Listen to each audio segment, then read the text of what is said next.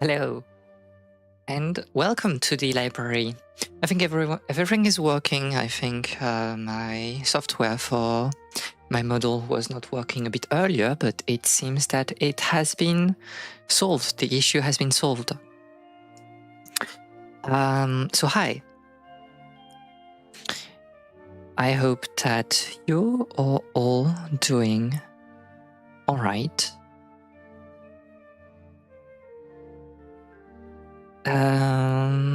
Because I am. For various reasons today, something must be wrong. Everything cannot be working. We'll find like an issue, along the way later in the stream. Few interesting things. I received the music sheet for the four first Dragon Quest games.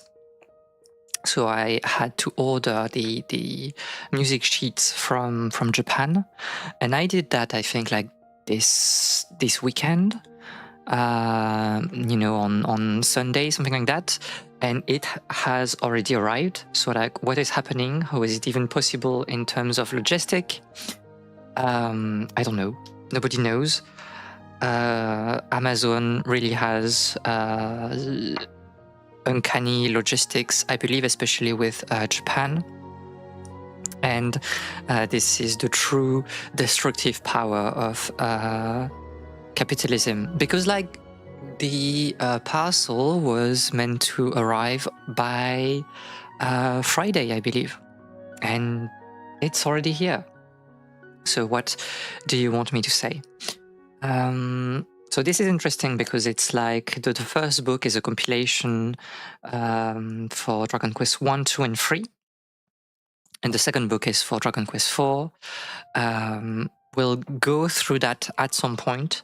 I always had the desire to record the piano collections from Final Fantasy, and also the sort of piano collections for Dragon Quest. The issue is that I do have the music sheets for Final Fantasy because they are easily found online, but Dragon Quest was impossible to find. You really had to buy them, and from Japan, this is not something you can buy in the West. You have to order them in Japan. And I was like, well, the yen is still weak, so maybe I should, take advantage of that. If you go from Japan to the US, to Europe, you get a day. If you repeat that, you get some days, and it arrives days ahead. I mean, probably. Obviously, you don't have like tracking for international travel, so you don't exactly know the itinerary of the parcel, but yeah, interesting. To go back on the discussion, we'll record things at some point. I spend like a little bit of time skimming through the books. Those are like big books. I think they are let me check. 140 pages long each. So we'll have a lot of things to go through. I think it will amount to something like, let me count. Maybe something like 4 hours of recording. And I want to go through that little by little. So like for the Dragon Quest 1, there's like 1, 2, 3, 4, 5, 6, 7, 8 tracks, and if we can do that by the end of the summer, that would be great. So we'll have like some piano stream at some point. So that was one of the first nice things that happened today, just me getting those music sheets. The second thing that was not expected at all, and that I saw, something like 10 minutes or 20 minutes before starting the stream, is that we have hit affiliate.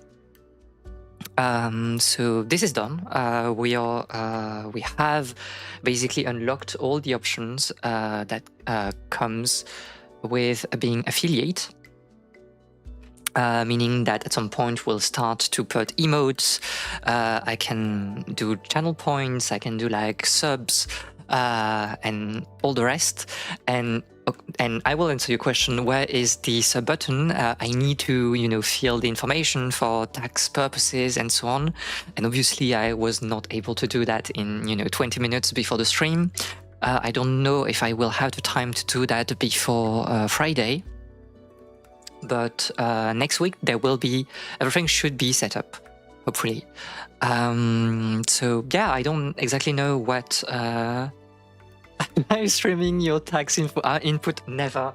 This is because I did like part of it, and it was already very weird, putting my real identity on the different forms. So yeah, I just need to do that. I need like some informations that are somewhere in my house, but I need to find them. And yeah, so obviously thank you very much for hanging out here. This is like the reason we were able to hit affiliate. I think like in terms of viewership, we are very blessed in general, especially as I have not played the raiding game by sending people towards like other persons at the end of the stream. I'm still struggling with that, but I will get a list from someone else, and we'll start to do some like light networking by sending you towards other people. But yeah, I think like we have been streaming for 2 months and a half, something like that. And I had like a lot of fun. Light fishing. Well, I had a lot of fun. I think we have been doing like some great things. We've started like some concepts, and we have like a better idea of what we want to do in the next month, and beyond. I think it's very gratifying, and I also again I have a lot of fun just hanging out with you. I think like playing games, it's pleasant, but the great part is just chatting with you and spending time with you all. I think I have like many circles of friends. I might have said that like in off stream, I have like circles of friends that are kind of like isolated from one another, and this stream is kind of a place where everyone can hang out together, and that's like, I don't know, I find that pretty sweet, I guess. So yeah, there will be things about the affiliate status at some point. We'll have to think about emotes, so either an art stream or something like that we need to see. There will be we'll talk about like subs and things like that in in the future when things will be set up properly. I do not want to do, if the question is asked, I do not want to do a subathon or something like that immediately. I think it's too early for that. We need like to get used to the new features that we have and just, I don't know, continue the same thing that we did for now. And as much as I do encourage you anyway to use like an ad blocker or whatever when you're watching things on Twitch, there will not, I won't put ads in this stream. I don't know like if just being part of the affiliate program kind of like forces ads to people, but I will not put ads willingly on this stream. And if you have some for some reasons, because I don't know how Twitch is working, feel free to put an ad blocker. I don't care about the money that comes from advertisement viewing. So that's basically it for now, I guess. I don't have much more to add because it's also very new to me. As I said, I was like a bit taken by surprise by this news as well. The only ads are against capitalism and are in this chat. Exactly. I mean, I don't mind. I mean, this is also the goal, making money through the stream. But I think it has to come willingly through subs or donation, but not through advertisement, because like we cannot choose what ads we are showcasing while showing to people. This is like tailored to your personal data, and I don't want that to be what is funding this particular stream. So yeah, we are unfortunately streaming on Twitch because it's the way the world is working right now, but obviously we do not agree with how things are working, and yeah. So that's basically it for my pre-stream, let's say, pre-game yapping. I don't have much more to add. I did like a nap just before stream as well, because like I ate a little bit too fast, and I felt kind of bloated, and I don't know, my tummy was hurting a little bit, so I just fell asleep, and I think I'm doing better right now. But yeah, okay. This is it for now. Let me just transition mayhap to the game.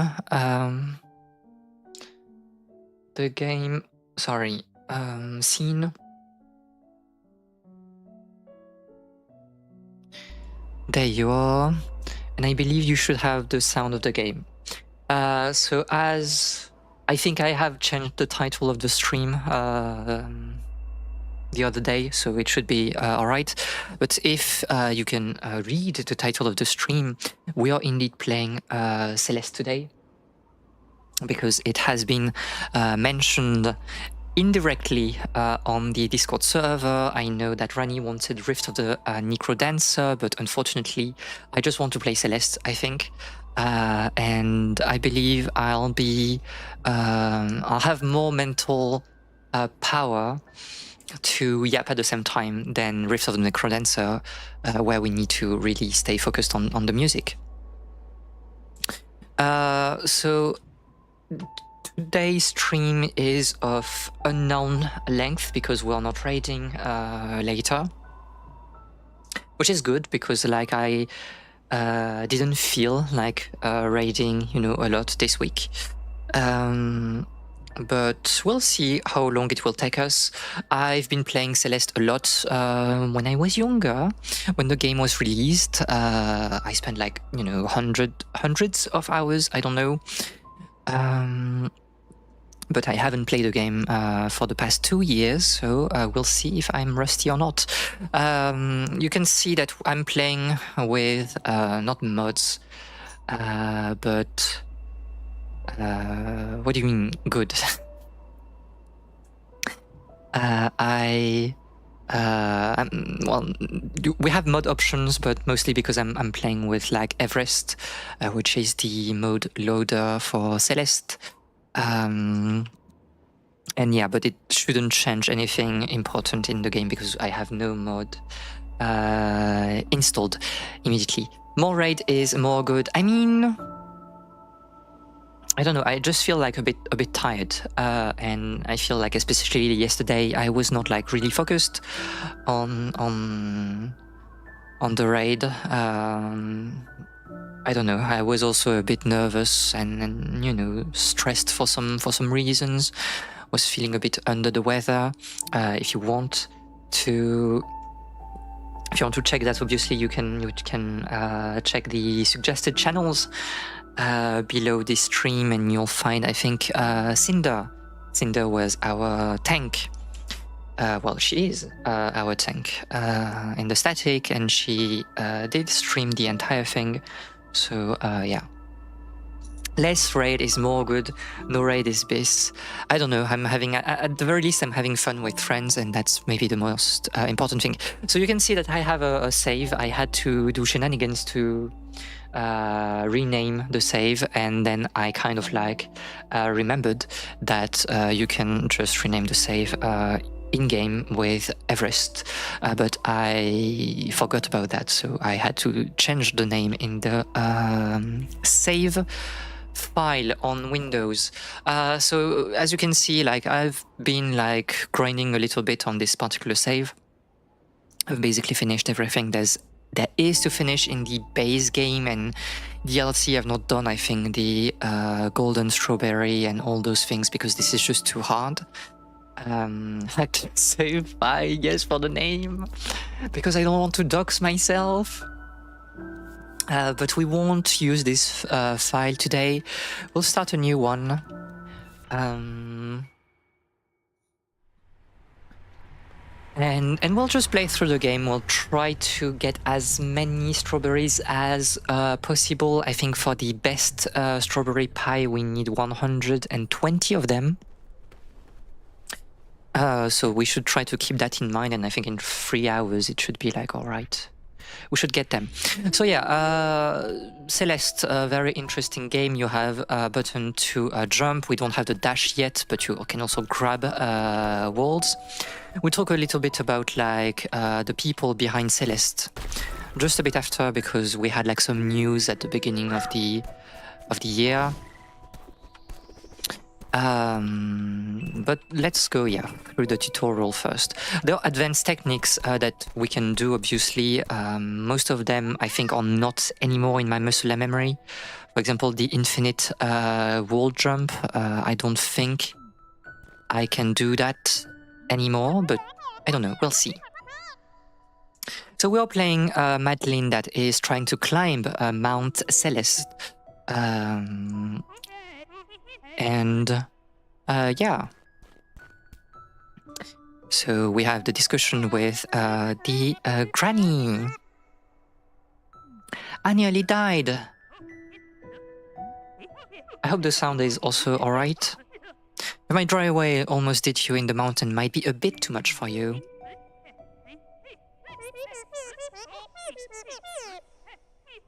Interesting. Suit yourself. Celeste Mountain is a strange place. You might see things. Things? I don't know. This is such a sweet game, and I really like the art style.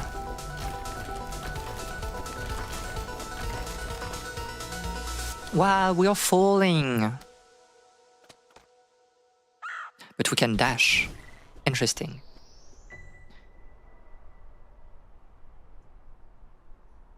So that was basically the tutorial for Celeste. You can do it.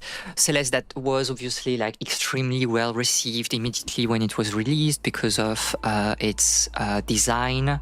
It felt like a very transformative platformer, kind of like in the same way as Super Meat Boy was in its time. There's this sense of like cleanliness in the movement. advanced techs that are quite interesting to play through. A very big community in terms of modding. The speedrunning community is extremely huge as well. Although I have not, I do not remember exactly the routing, and I don't know what the community is doing nowadays for the world record. But yeah. Did I hear someone say, Ike Meatballs, what are you talking about, Ellie? But hi, I hope that you are doing all right.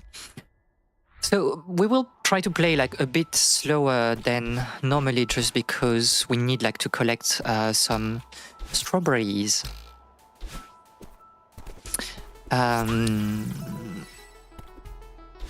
So you'll kind of see me do some advanced or medium strats, just because I know the game a little bit.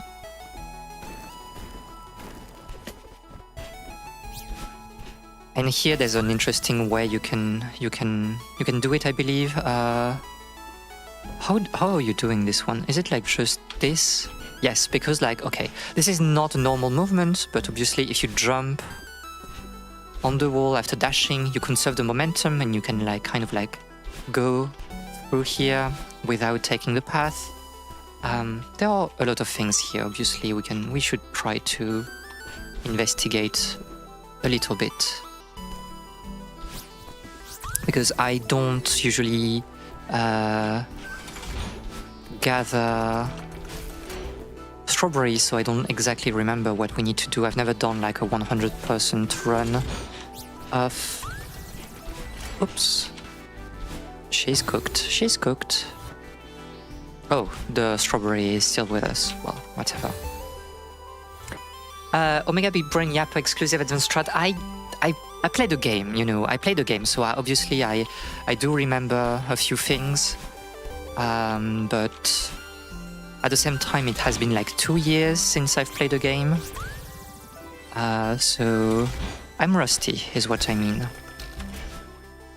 So here there's like an interesting strat that you can do. I will just showcase it, but we'll do that later.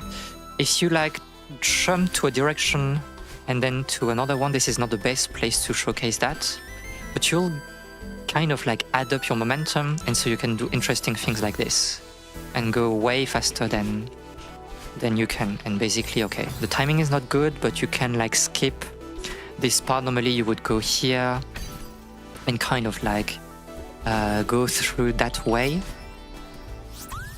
but in the speedrun, at least when I was playing the game, yeah, you would do this and pass this way, like above, without caring about things. Obviously, like gems or giving like the dash back. Here, for example, you can do the same thing. You can do this, gain your dash here, and you do this in 2 dashes. The thing is, and this is like an advanced strat that the game is teaching you in the DLC, the free DLC that was added a few years later. If you like kind of like ground pound and then jump afterward, after doing like a diagonal dash towards the ground, you will keep the momentum of the dash. So you can do like things like this. And you can see that we are flying like very fast in this direction, to the left. And you gain your dash back also, because like the game kind of like registered that you were on the ground. Like you're dashing from the air, you're touching the ground and regaining your dash, but you still keep the momentum of the first dash. So this is like an interesting piece of tech that you can learn, and you can learn it kind of like organically when you're playing the game. And then you can like implement that into your normal gameplay. So we'll try to do that as much as possible during this casual playthrough. But obviously you can do the entire game without knowing about this tech. Yes, exactly, wave dashes. And hello, Scaffy. I hope that you are doing very well. So let's talk to the NPCs, to Theo, I think.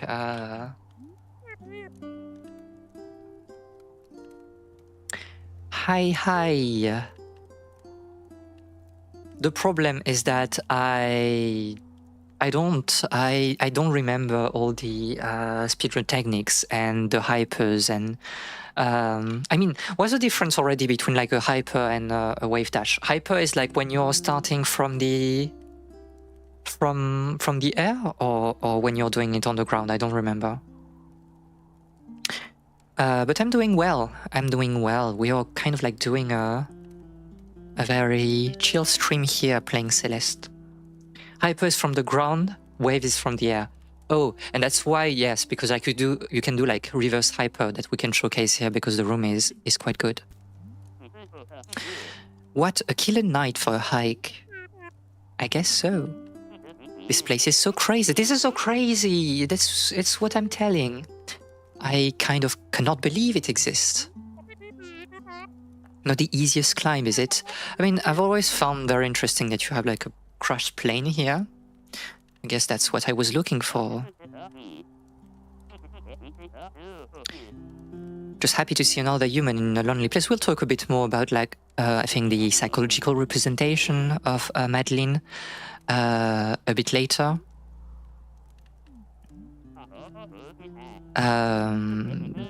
Because like, as I said, this game was really praised on release, and I think it's also part of it comes from the narrative building and emotional building that you have with the protagonist, and I like her struggles. So you're trying to get all the berries.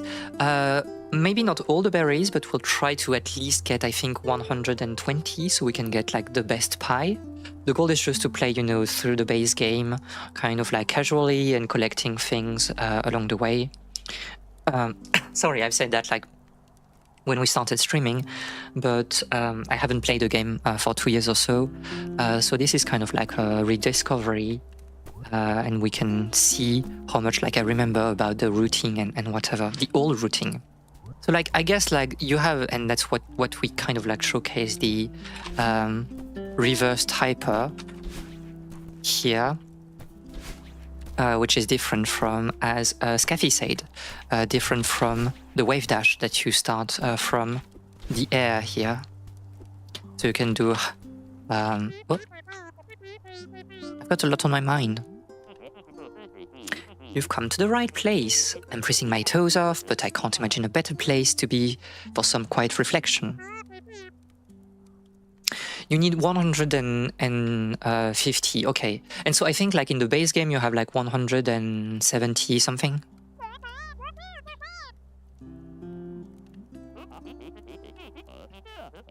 The mystical exotic kingdom of Seattle. Okay, I see. So we can skip a few berries if we don't find them. But like, yeah, you can do like... Oops. Obviously I... Mega corporation and Theo is a bit like, I guess, like brain rotted.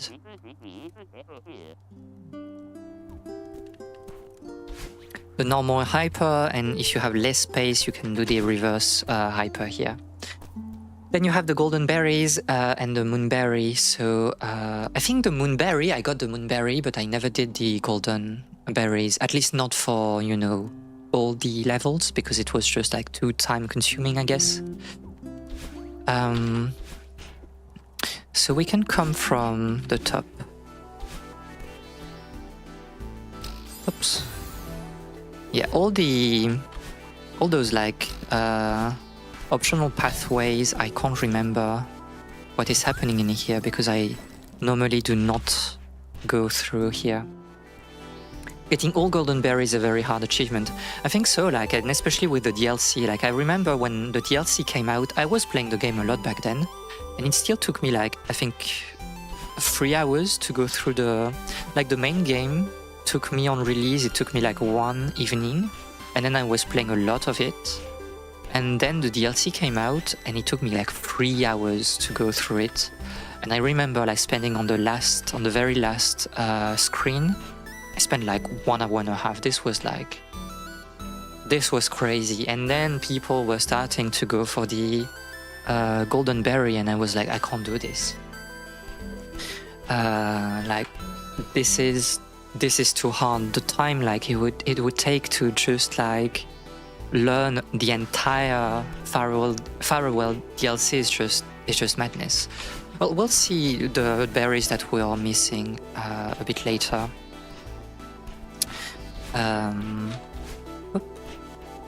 So I'm playing. I don't have this on the overlay, but I'm playing with the keyboard because it feels like it's a game that I can't play with a controller.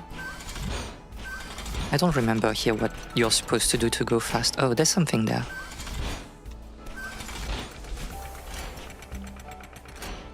Oh, I guess you want to go that way, right? Oh no, you can go through here, yes. You think? No?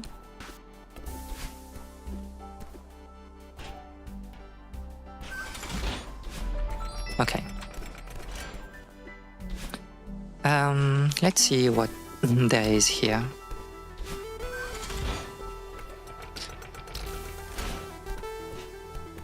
Yes, you need to grab things.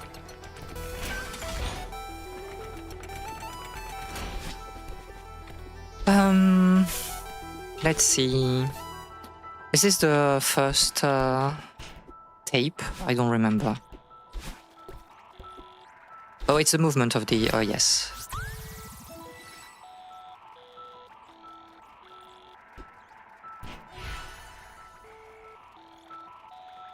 White.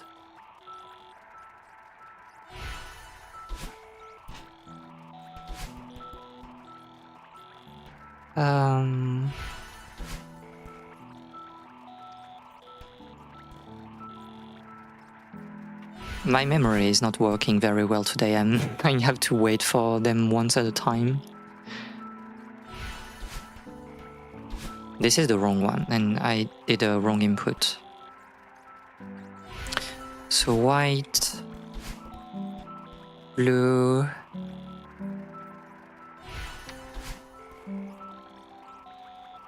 red,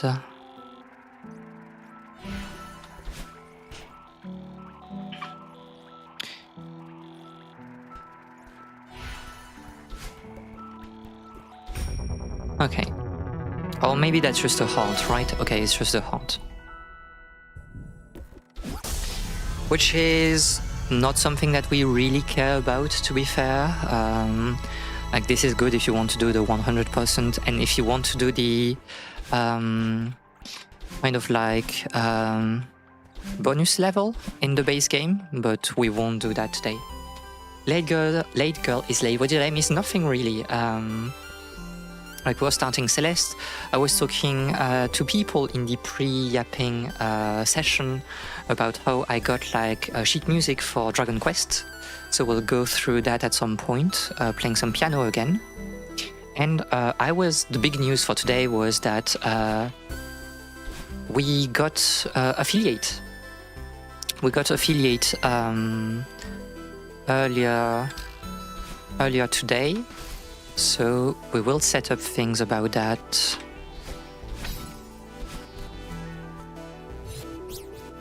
I mean, for affiliate status a bit later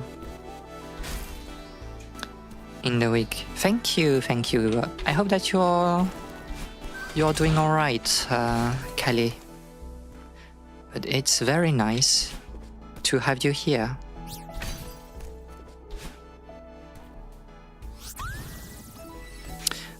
I remember this room. This is not... Isn't there like a fast strat for this? I can't... Like, you can do this, right? I can't remember the routing precisely, unfortunately. Peak. Killed by momentum. Killed by momentum again. She's not learning.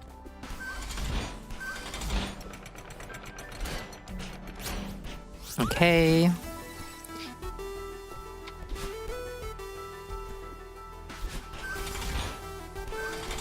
What am I trying to do? I wanted... Okay, a bit too early, the dash upward.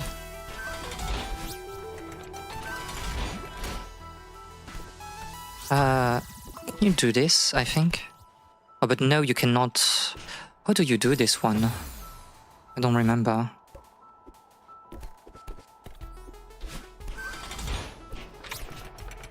I can't remember how you do this in like the fast way. Do you need to... No, I don't know. I don't remember. Well, obviously we can cross here, but I think we just want to go through here first. Celeste moment, yeah! We are playing Celeste. Hi, Vi. I hope that you're doing well today. Oh, this is the... Okay, peak moment. Which is funny because, like...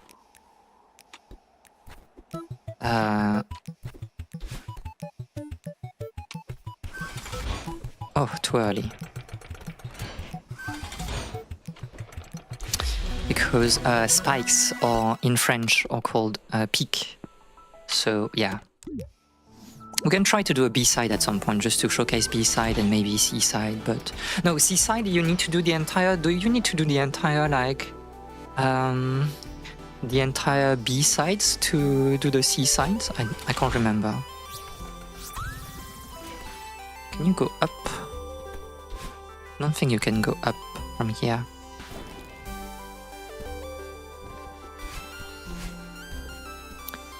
I got to my destination early and I had a few minutes, so I thought you would say hi. Well, thank you very much for coming here. I also told, I don't know if you have heard it, but we got affiliate earlier today. So that's like the good news I kind of want to share with people, I guess. Need to replay Celeste. Yes, because it's such a great game. Can you go up here? No.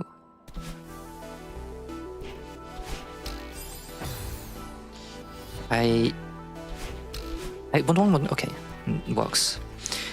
Congratulations, thank you very much. As I was saying, like, it's the result of, you know, everyone being here and helping me with this. I guess we want to keep the dash.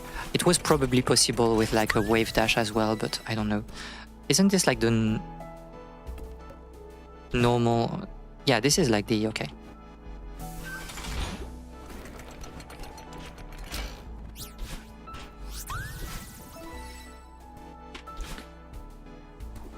To be fair, I kind of want to do like a playthrough where I go like very fast without caring about the strawberries. Because like I'm trying like right now to be kind of meticulous about what I'm doing. Oh, this is where there's like a strat. Isn't this to gain your dash back, you do this? No, it's not exactly that. Do you want to touch the... No, this is not like the thing that you should do, I think. Because this is like the normal thing, and it gives you like enough time to go through here, but I think there's another thing you can do.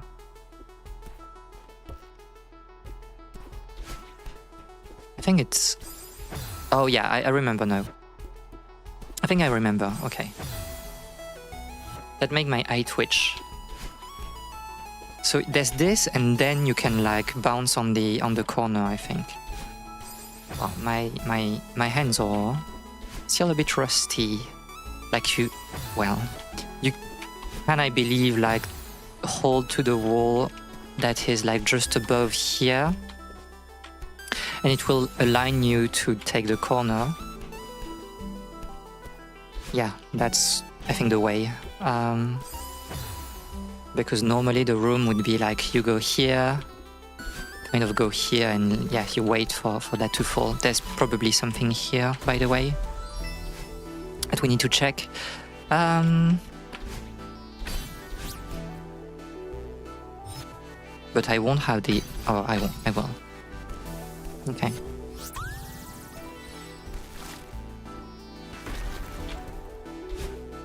That was a nice jump.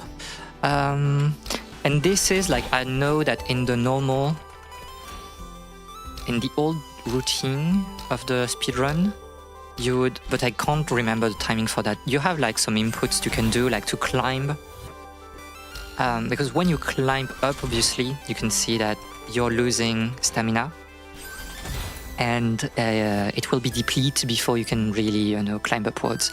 But there's a way you can jump on the same wall over and over. If I jump on a wall, it will push me back like a lot. But there's a way to jump on the wall that keeps your entire stamina. And while you're not expending stamina while doing this, and it allows you to scale vertical like surfaces very easily, but I can't remember the timing, so we'll do this room the intended way, I guess. Is there something here? No. This is, well, there's probably some lore here, but obviously we went through. We probably missed a few strawberries as well, but we'll get back for strawberries before the last chapter, I believe.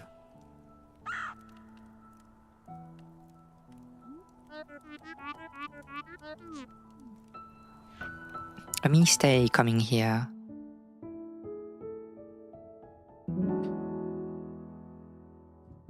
Okay, so just because it's like very quick. Oh, there was one that we missed somewhere. So what you can do, okay, we can also, let's showcase the B-side a bit after. So obviously when you come back from a level, you can see where you have missed like a strawberry. For now, I'll say that 1 is not too important since we have like 25 strawberries of leeway. So we can come back here. What I want to showcase maybe is trying to go through the level a bit more quickly. Just to see if like I have some reflexes back.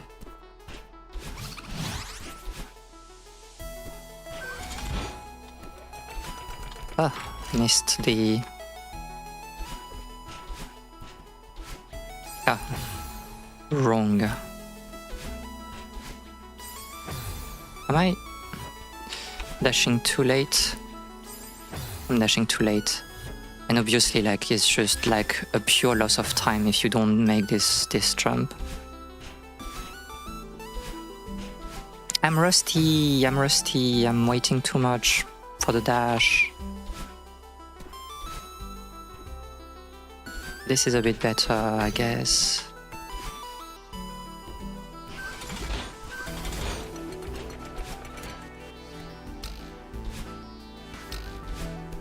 Probably like a diagonal dash down is easier here, but...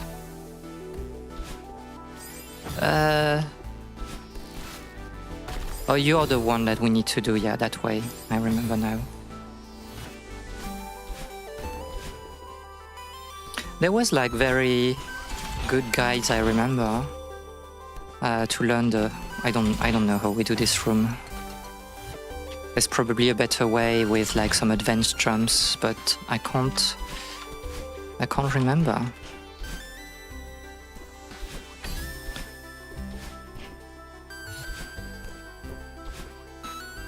Gain that. Well, obviously, touching... No, don't dash because we want to use the dash here. But I need to be a bit more on the right to make that jump, but don't go too far because like you won't touch the corner of the platform. Am I cooked? Probably. Enjoy stream, and yeah, thank you for the congratulations. I hope that you will have like a very good afternoon, and I'll talk to you later, obviously.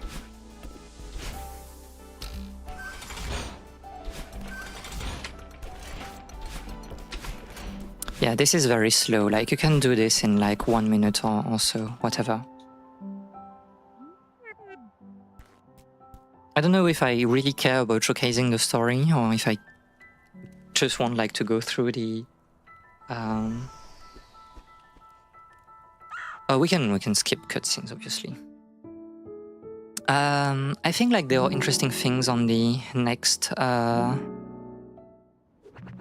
the next... Story is cute. I agree, but I kind of want also to play the game, you know, a bit more intensely in some ways.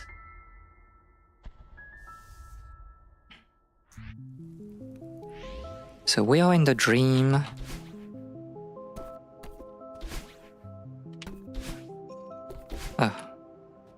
I don't know. We'll see. It's just that like some muscular memory from the speedrun is coming back. Oh, I don't remember. Do you... Because if you do this... Yeah, but there's maybe a way to go under, maybe? Obviously we're missing like a lot of strawberries doing this like that, but... Because here you have a lot of things that are happening. Like we need to exit this place, but you can stay in here for quite a while. And I know there's like a glitch, not a glitch, but like a skip that you can do. You can skip the cutscene and it will put you like a bit above and you can like dash immediately, whatever. Also, yeah, the game is like you can, if you dash and you jump after like passing through those things, you will get like some momentum, I think. Yeah, I'm not even caring about strawberries, I guess. But we can take this one. Because the path out is here, but there are also like a lot of different things in here on those like side rooms. Yeah, you need to get like all those little peeps without like touching the ground. Interesting. But yeah, also I wanted to talk about like Extremely OK Games, so the studio that is behind Celeste. Well, this is an interesting studio for many people. I mean, like, there's a reason why Celeste has a very good reputation in the LGBTQ community. It's because Maddie Thorson kind of like did her trans coming out after releasing the game. And this is like kind of showcased in the DLC. And I think a lot of people were, oh, it's kind of obvious now that I'm thinking about it. And I don't know if it's obvious, but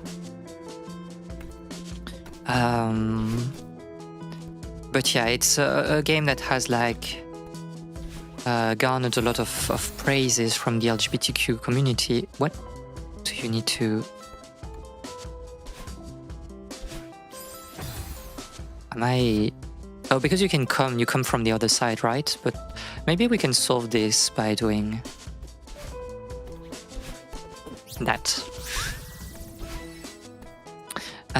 And after Celeste, they... yeah.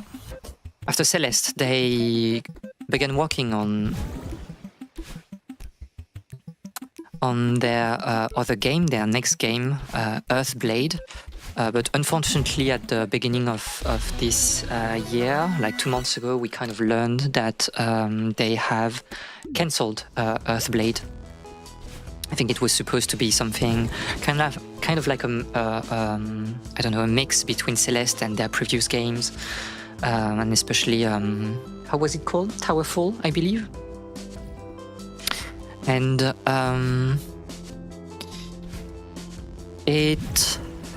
they kind of like fall the studio kind of like fall apart.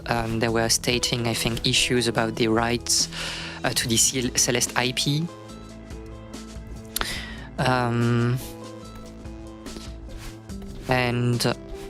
Well, obviously this is a bit sad because well, we will never have Earthblade. I think Lena Kurain did I think she did a listening session, stream listening session of the album that she made for Earthblade.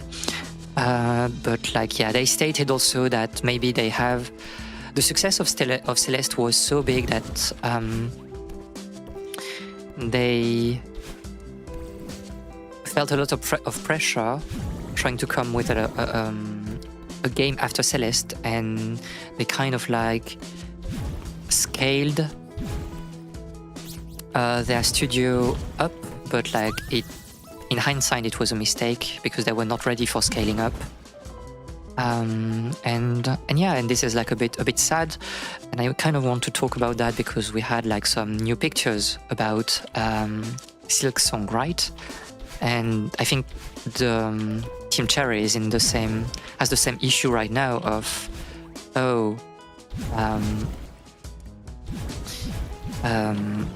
Hollow Knight was such a success, but how do we come up with a sequel for that? And Silksong it cannot miss, right? People will be extremely disappointed if Silksong is not an extremely good game. And I think like if you kickstarted the first game, it was kind of intended that you would get access to the second one, something like that maybe.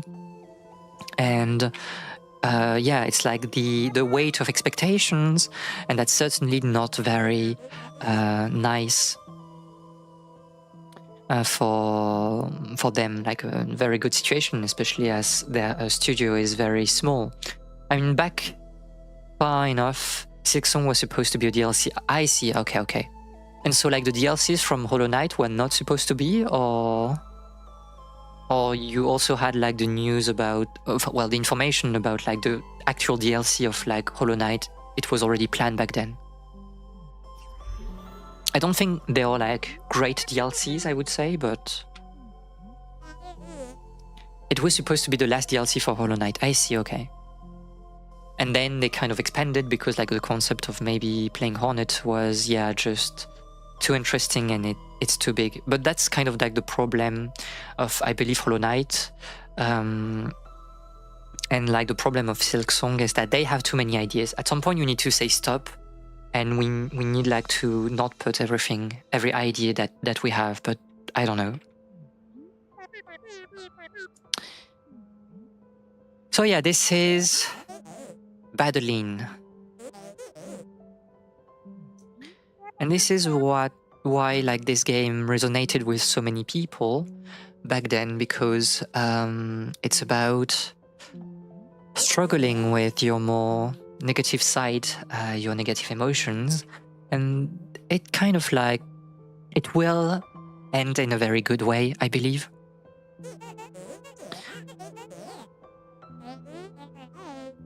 And as Kelly said, yeah, this is quite a nice story.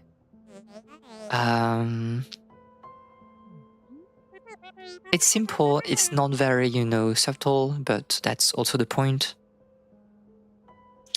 You have to stop at some point. Star Citizen Dev +2.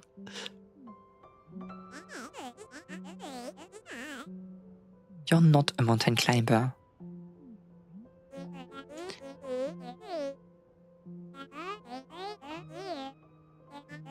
Yes, Badeline is the embodiment of self-doubt, pessimism, all the things that are kind of like tying you to the ground. But the big lesson of Celeste is that it's okay. We need like, it's not the weak part, it's not the lazy part, it's just the voices that we can hear sometimes, and it's part of us. The example of the everything game disease, yeah. Let's go home together. Okay, so the gimmick of this chapter is that, as you can see, Badeline will mimic your movement, and you have to escape. I mean, we can try to get like those, at least those strawberries that are visible, I guess. What am I doing? This is not the dash button.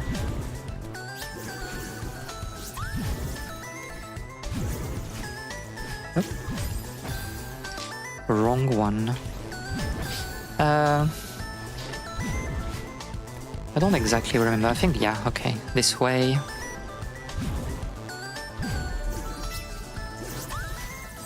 Doesn't matter if we get touched because we still have the strawberry.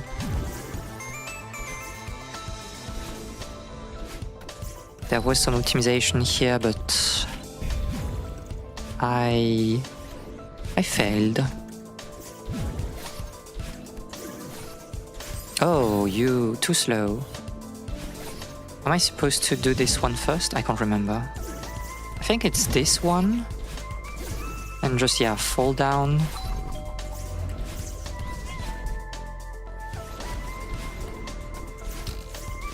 Can you go out here? No.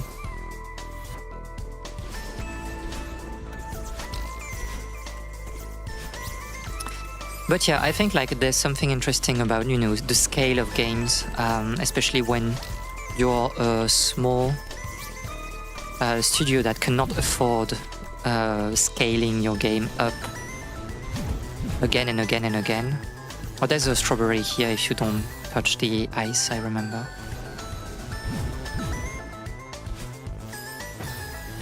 I can be a bit more smart here, don't...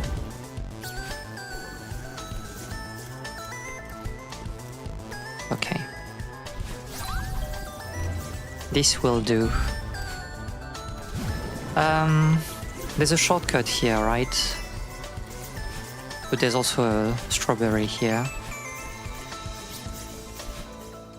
Which was intended, like you had to do it this way? I can't remember. Oh, we're closing the thing here. I think, like, if you want to go fast in here,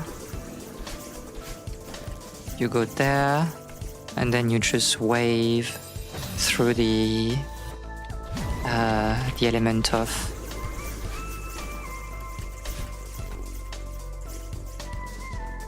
like this.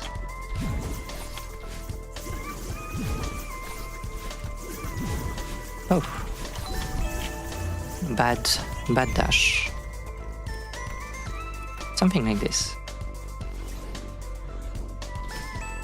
And we're basically done with this section.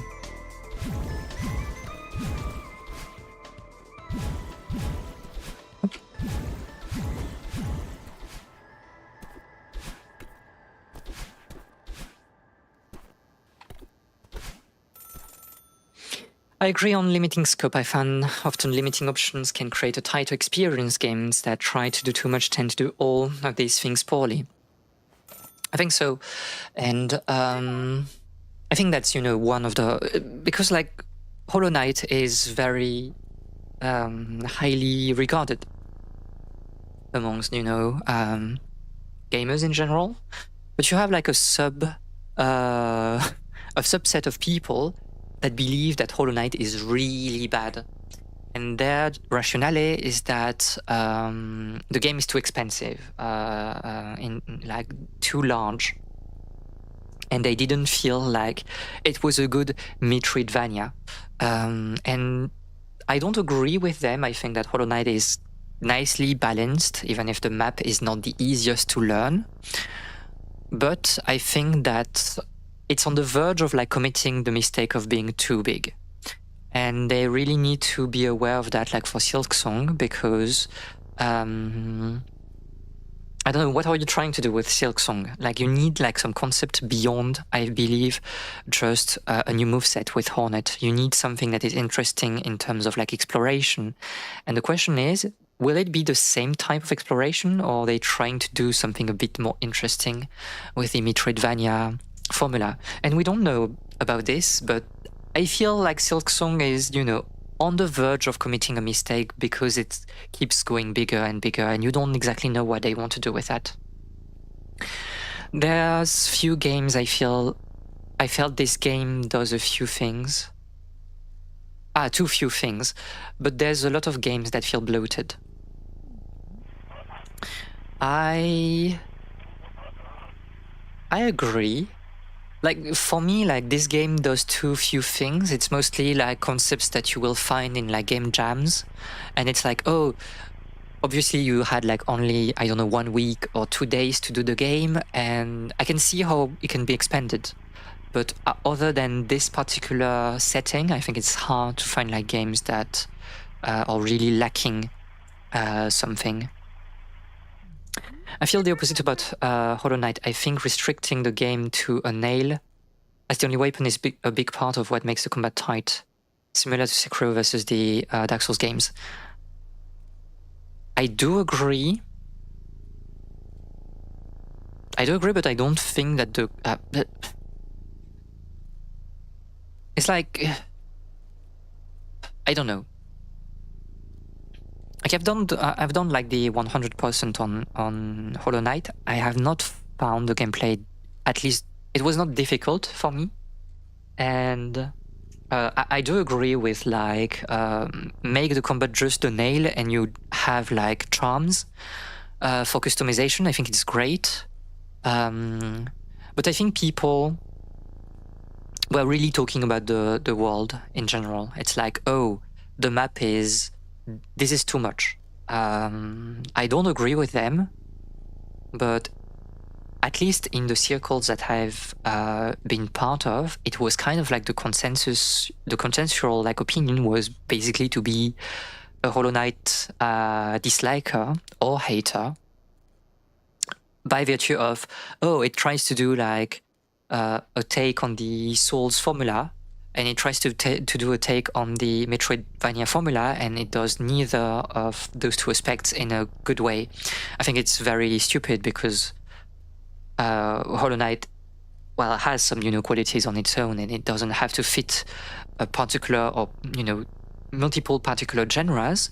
But yeah, some people think that, it's neither a good Souls-like, neither a good Metroidvania, and I don't know.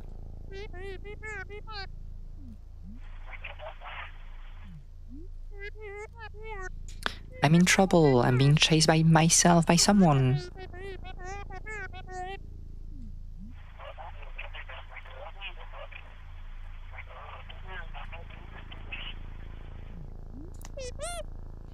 So this is the... but the Grim Fight is DLC.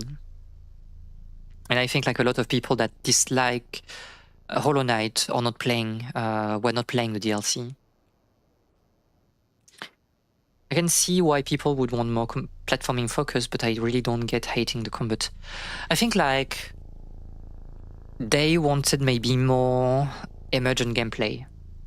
You have some in Hollow Knight, but it's not exactly the focus. It's hard to do like some... you don't have that many opportunities, I believe, as a casual player to do extremely advanced tricks to save time. You don't have like... I think like the charms are mostly exploration, like map exploration and combat focused, but you don't have like charms that will change the way you will do the platforming sequences. And I think like that's what people were annoyed with. But yeah, I think the combat... I find the combat pretty simple and straightforward. But for me, it's not a problem, right? You can have a very simple combat system. I feel like for me, Hollow Knight is mostly about the atmosphere than the rest. So I don't know. If you're looking for speedrunning and more exploration options, I could see that. But also, I don't know.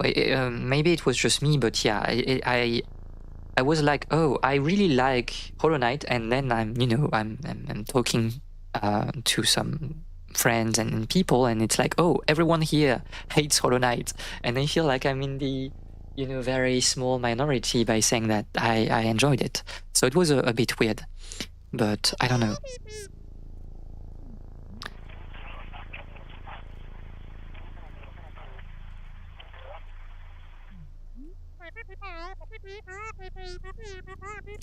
So this is the part where, yeah, you have like this kind of like, you have a very moody protagonist with like Madeline, but I think it works very well because it's also about the people around her and the fact that she feels like she's not understood by the people around her.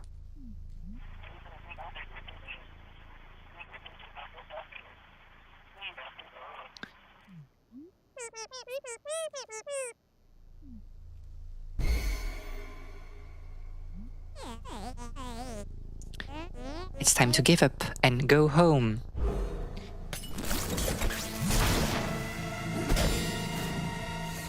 Oh, I completely forgot about this particular scene, because when you're speedrunning, you're skipping all the cutscenes, so yeah, I forgot about that. It's a simple system, but it also gets challenging in the DLC at least. I do agree. I remember that I mean, the Path of Pain, it's in the base game, right? Because you need to do that to get like, to see the king, the old king, right? But Path of Pain was maybe the only hard part of the base game. I know people are talking a lot about like the Mantis Lords, but mostly for the music, I believe, but also some think that it's like a hard combat. I don't know. Gives you a special cutscene. Yeah, you see like the prince, right? With like the king, something like that. Look at these ruins. It took so many great pics. I took so many great pics. Wanna see?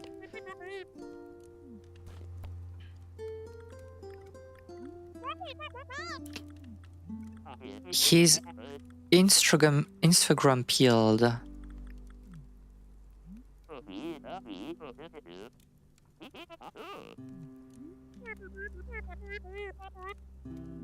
She's so cute. Madeline is so cute. I love her. And this is really why people were really positive about the game. Cute. Mantis Lords are the first somewhat complex fight, so I can see that it feels easier after later harder fights, but still, game takes its time ramping up. I think so. I think so, because like the early bosses, you can really like pounce them without any issue. Especially because like the you're not struggling with health in this game, at least at the beginning, so, and you have a lot of options like magic. You have so many options that gives you survivability, even, you know, in DLC content.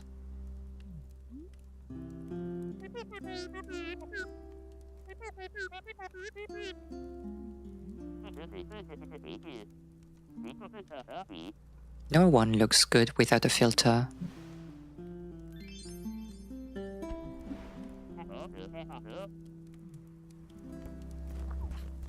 Yeah, it's... I think the great strength of those characters, especially in a game that is not focused on, you know, character relationships that you can do with, I don't remember, Valhalla.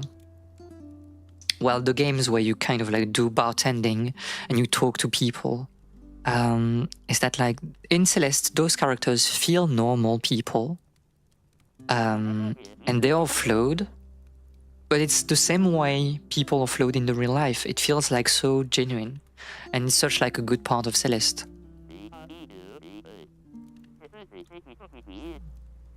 They have their aspirations, the things they want to do. I think there's...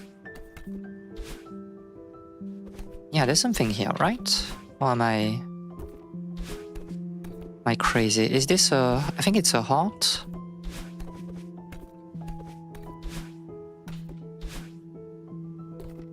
I think it's a heart, but you need to get here in the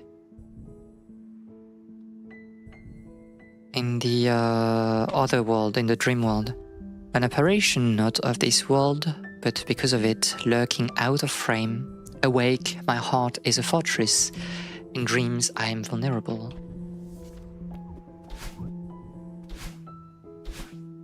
Also, you regain your dash when you do a screen transition, which is used. Well, I think in the next chapter we'll see that. We'll see that in play. Anyway, let's proceed.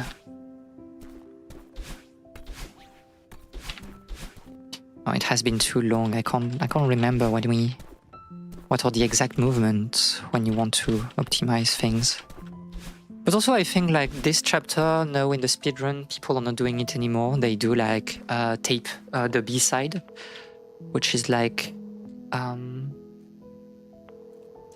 faster.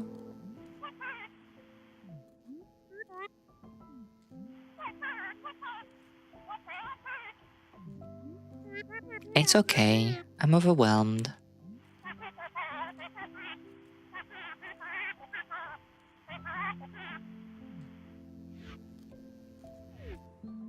Mom is nice. You don't have like antagonist. You don't have like crazy characters in this game. B side. Okay. Let's try it. Yeah. Okay. Chapter 3. The resort. The hotel.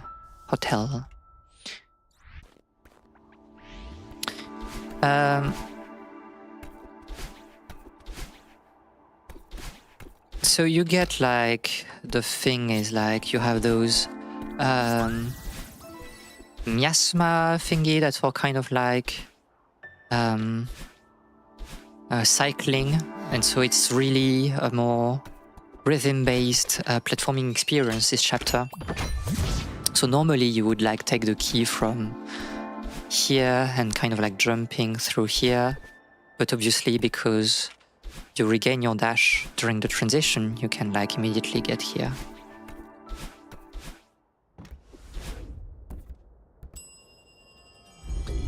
Whoa!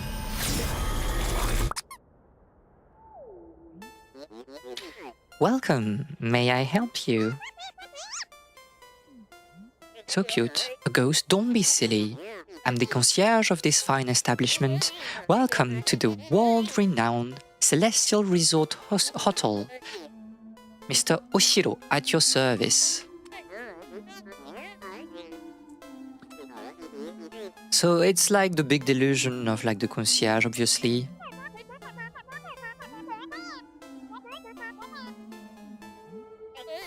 Back exit. Just passing through. This will not do.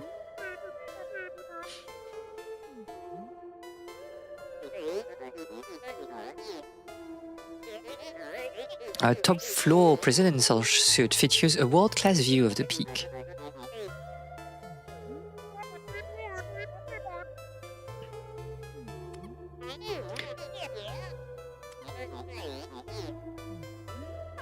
I'm Madeline, but again, I'm really not interested in staying. Okay. So I think I really do not remember. Yeah, I can't remember the pathing for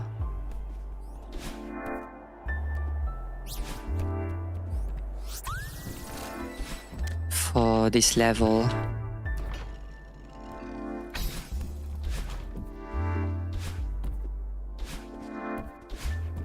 Oop, I gain my dash back, but I kind of like... Normally you want to take the kind of like the corner of the key. And I kind of missed it. Is there something here? Yes. We want to go that way, right?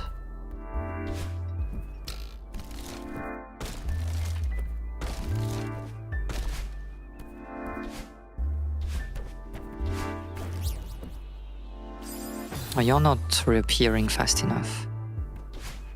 So, can I maybe do a wave? I don't think I have like enough speed if I do a wave.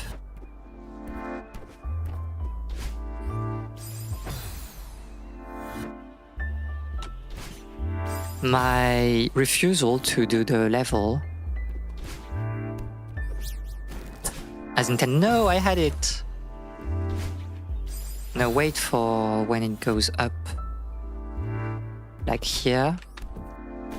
Well, if you don't take the strawberry, it's kind of like problematic. And then you can do this. Do we want to go there? No, you cannot use your dash. This is like forbidden.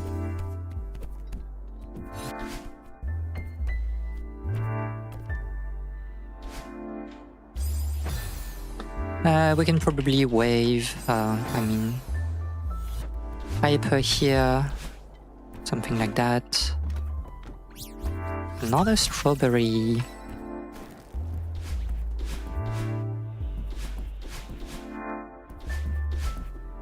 Okay. So we have the key, we can open the door, obviously. Also, I think like I do enjoy playing platformer games in general. And the question, I mean, it's not a question. Oh, how do I do that already?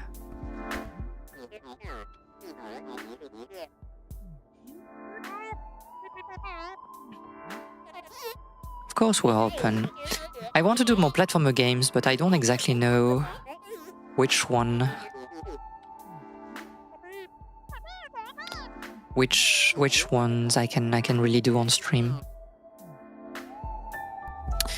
How do you... Oh, I guess you want to come from the other side because like you will have... Yeah, and you don't want to jump, but right now I don't think we can go. Sorry, up this way.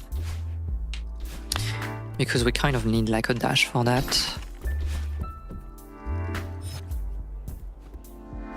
Oh, we can do this room without dashing.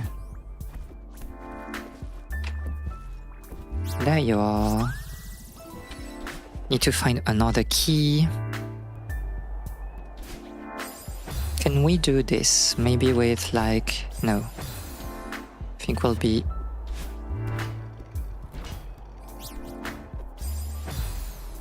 You go down a little bit more than I expected. But yeah, platformer game. I mean, we'll have like some Metroidvania on Friday since we are playing Deadlit in Wonder Labyrinth. But I don't know. I don't remember how long Axiom Verge is, and I haven't played like the... I haven't played the second one, so that's maybe something that we want to do. I will really like think about the Dragon Quest stream at some point. I really want to play Dragon Quest 3, the remake. I want to know if it's, you know, bad. What was I doing? If it's like a good remake or not. Don't jump that way at the very least. You need to do kind of like a neutral jump. And then like dash to the left. Felt very... Oh, but you need to create some space, or you need like to continue your... I see. I think it's possible to take this strawberry if we go left here. Okay, just hang to the wall and then we go left. What? Why am I doing this? I mean, it works if we do... No, it won't. Felt very half-baked. Never played the second one though. Oh, you mean like you... Half-baked, you're talking about like Axiom Verge 1, right? Yeah, you didn't like Axiom Verge. I mean, I was young when I played it, so it's like hard to really say what I think about it. But it's not a very... Is it a consensual opinion nowadays? I don't know. Should I like leave some space?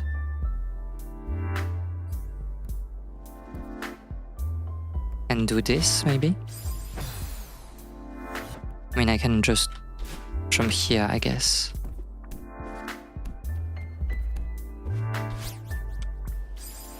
Oh, lacking a little bit of stamina here.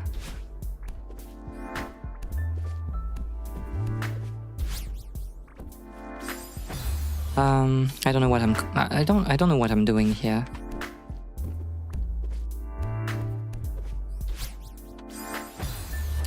I don't know what I am doing here. I feel like it's the way to go, but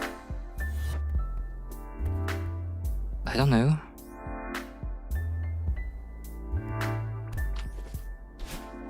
Maybe this is better, right? Okay. At long last. But yeah, I feel like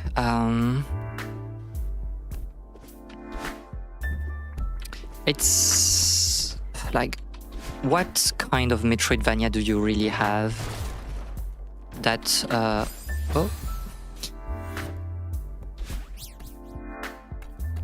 that are transformative, like in the past years? I feel like when we're thinking about like Metroidvania, it's a very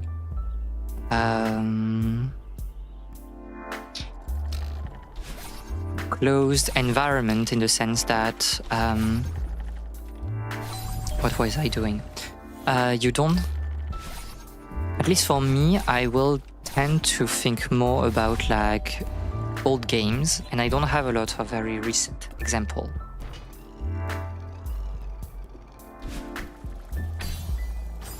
Oh, this was not a strawberry. Carrion, but that's fairly old now. Yeah, it is. Like, again, I think it's hard to find like examples of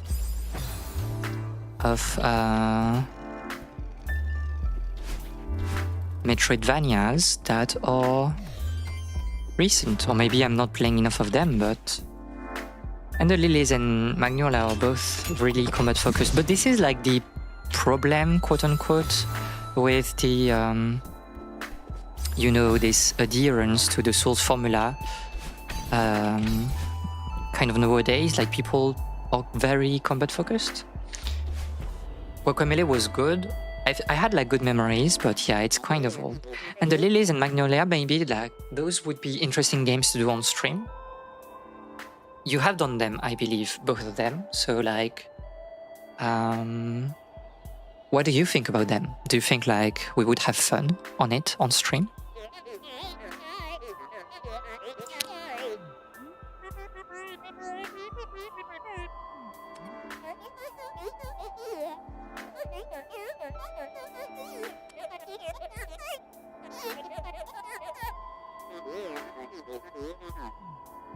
Yeah, this weird, and this is like the open part of the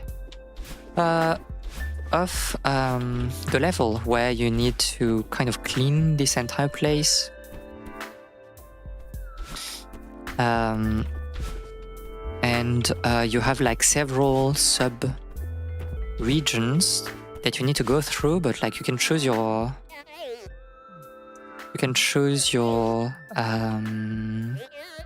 well, the order in which you're tackling the different levels. Blasphemous 1 and 2, again, not terribly performed, but I think like Blasphemous 1 and 2 are really like Dark Souls-esque. I don't mind, but like, do we want to do like another Souls experience on stream? I think it's not exactly the more, the interesting part of I don't know. I know they are pretty short, but I don't know.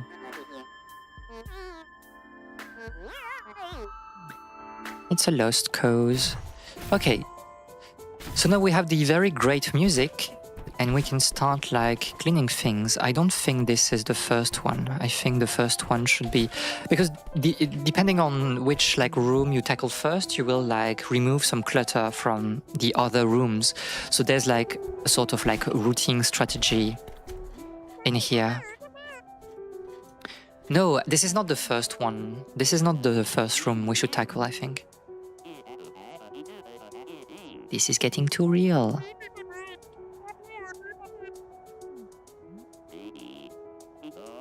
He's a creepy old weirdo.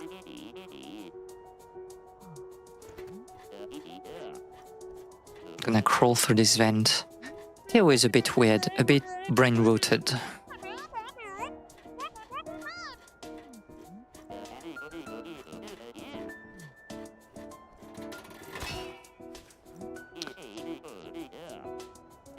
An expert on creepy old dudes.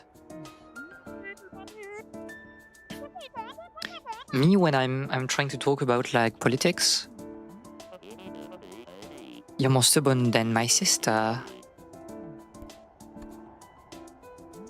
I don't think the combat is very soulsy, honestly. The feeling feels similar-ish though. I don't think the combat feels soulsy, but also because I believe that Blasphemous is a bit like lacking in terms of combat. Like the focus is on the combat, but at the same time I don't think the combat is very interesting. At least for the first one. I've not done the second one, so who knows? Oh, but we're not forced to do this. Oh no, okay, perfect. Because I think the first one we should tackle is this one here. Or is it? It's maybe not. Again, I've not played the game in the past 2 years. I can't remember the routine. I'm lost. Oh, there was a... Yeah, good. Oh, we cannot do that. We can do the level normally, and then we dash here, and that allows us to... There's something... I remember there's maybe like a secret here. But I think you can pass here, but like you need to do another room first, which we do not in this particular routing or whatever.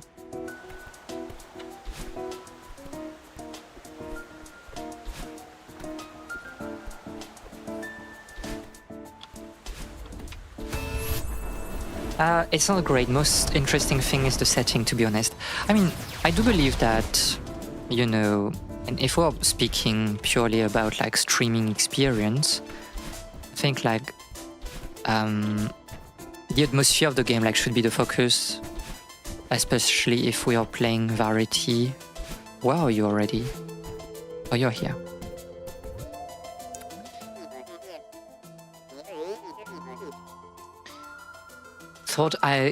Thought you were never going to make it to the stream. Yeah, it has been more than like 30 minutes, but we're going slowly, so...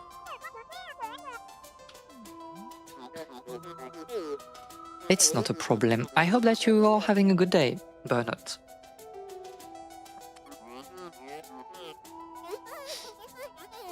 Guests don't want to spend their time cleaning. I mean, if I'm going, you know, to, I don't know, a hotel or whatever, and I have to clean the room, what's the point? Better go in you know, another place that is less expensive. It has, apologies, depend on what good means at this point. I mean, you decide. Good is in the eye of the beholder. You can decide that your day was like horrible, or your day was alright, or your day was good.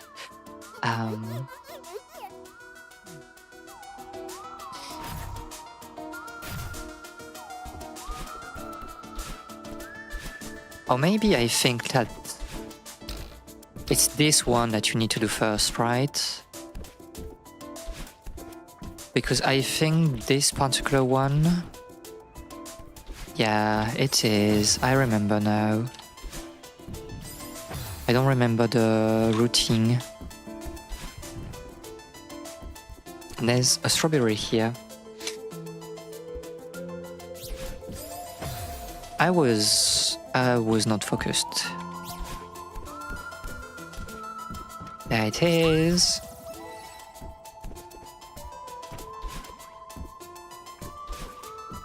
There you are. Oh. We can probably get this one without dashing, and then we like keep the dash for coming. Oh. Maybe we can wait. Let's try to be meticulous. We can just do this. And then we need to climb and we'll get like a strawberry like this. So maybe do I need like some stamina? I don't know what I'm doing.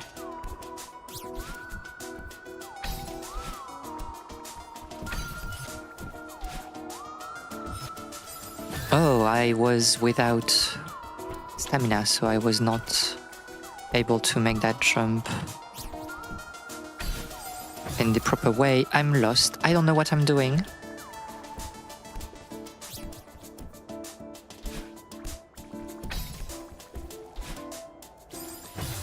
Because normally I keep a jump, I keep a dash, but I don't even remember what is the normal routine in this room.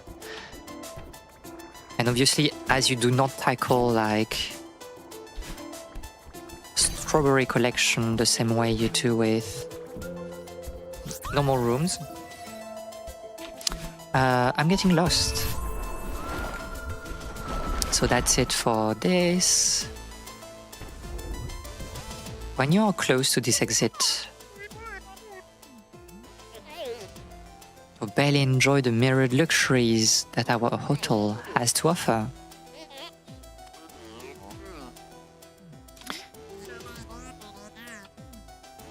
He's a bit crazy.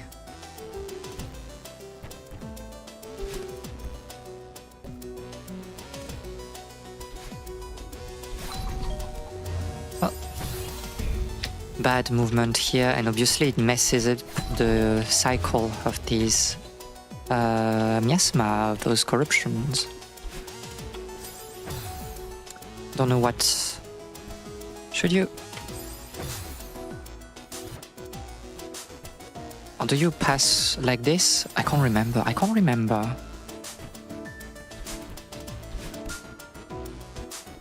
I mean, it works, so... That's the important part. This is like for strawberry. We just need to make some space. Oh, I need to maybe...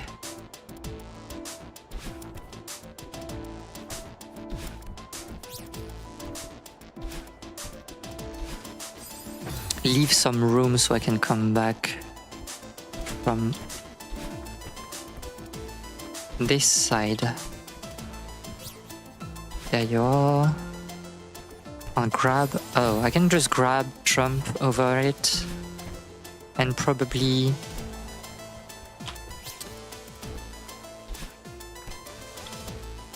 just do that, right? Yes. I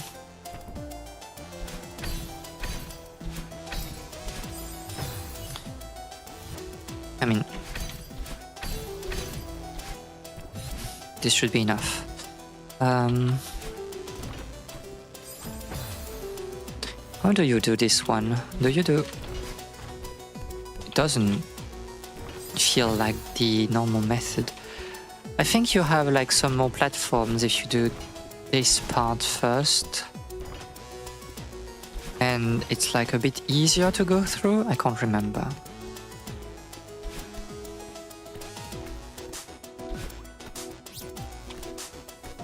There you are. Up.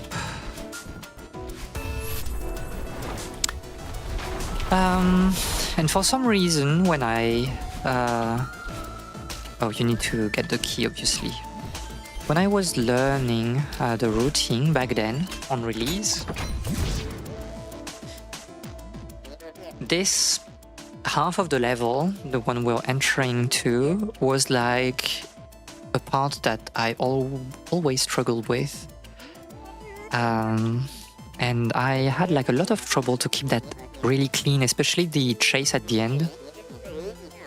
We'll see that.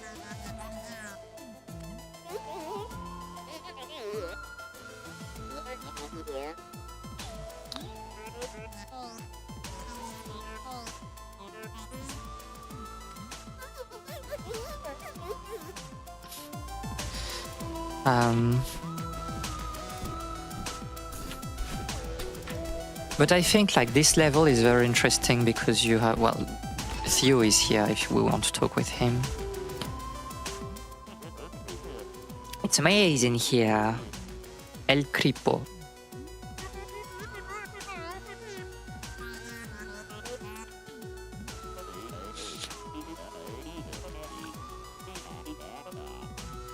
Should get out of here.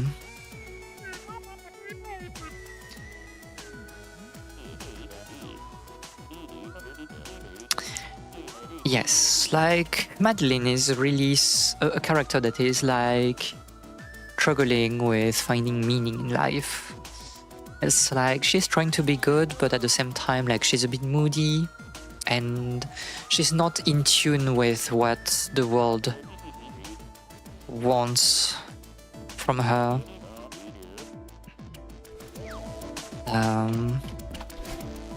Which is obviously a topic that is expanded upon in the free DLC.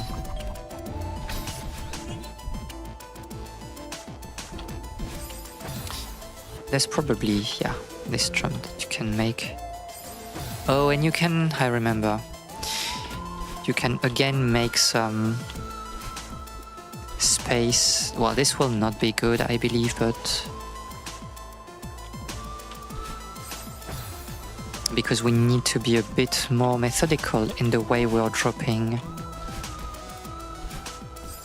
the unsafe zone, so we can like do the climb back while having some, you know, safe spots like this. Perfect.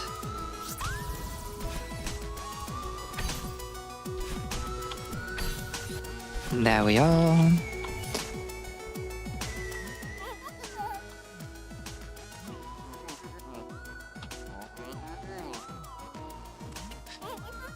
He's such an interesting character also. Like, it's about keeping your responsibilities, well, piling your responsibilities and never taking care of them. And also like miscommunication.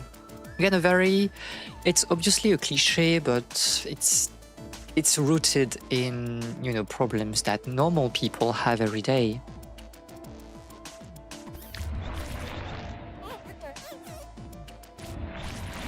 So yeah, his bad thoughts are basically the reason why everything is in such a dire state, and he cannot also accept the fact that he is basically dead. So we need like to go through here.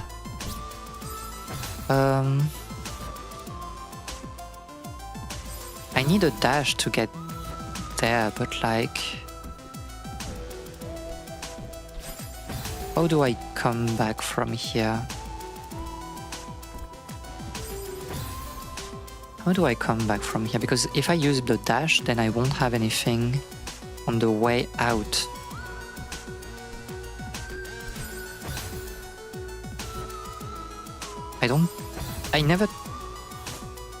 This is a strawberry I haven't taken in so long, and I just don't remember. Okay. I see what I need to do.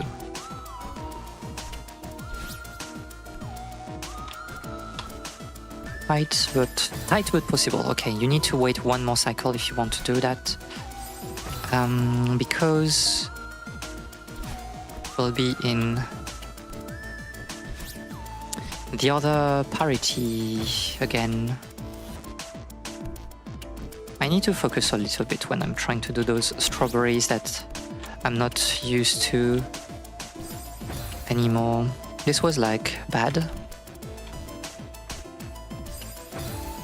You can get closer to the wall here.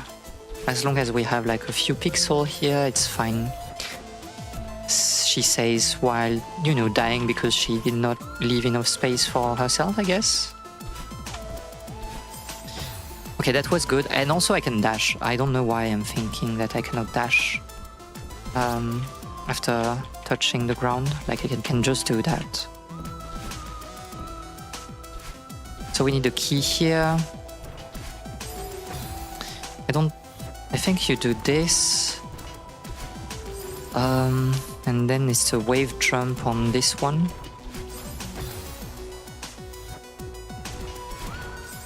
I can't remember. Oh, it's a wave jump here. You do like the first two normally. And then you need to wave jump on the third one.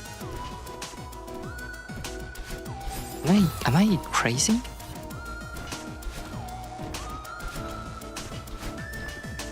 I mean, we can do it normally also, but this is for the cassette, which I guess we can do.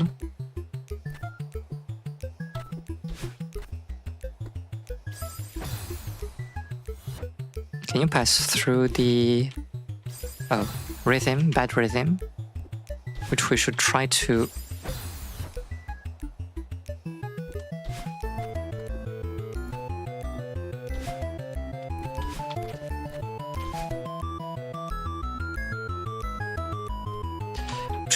focus, since it will be like important for the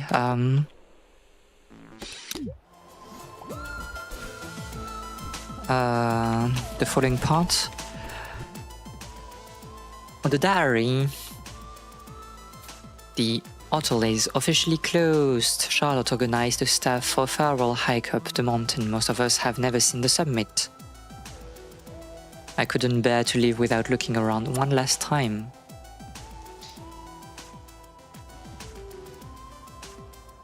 Yeah, he just cannot make peace with the end, well, the business failing. There are probably things here that, you know, we can do for strawberries.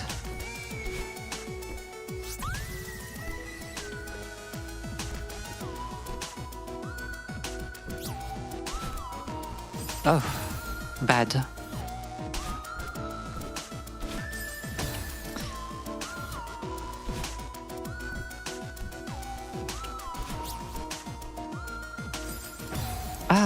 I can't. I feel like I have lost all the muscular memories for certain specific movements. Like I can't remember the exact way Madeline is sticking to the walls.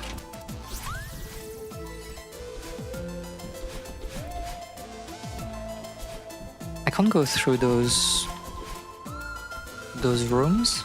Interesting.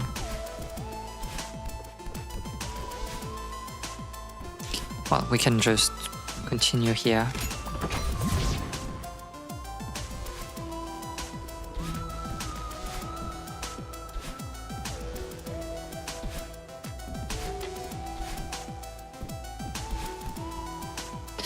This is probably also a room, this one, that you can optimize with very, very advanced tech. I know that those like miasma thingy, the way they are set up, you can you have a few pixels you can go through. And if you jump and crouch with Madeline, I believe you can like squeeze past the hitboxes. But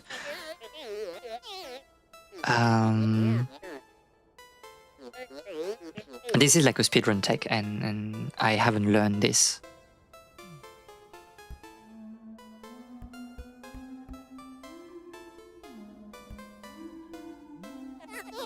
What do you think?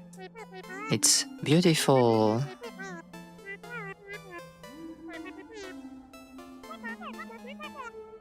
She's trying her best to be nice, but she will not stay here.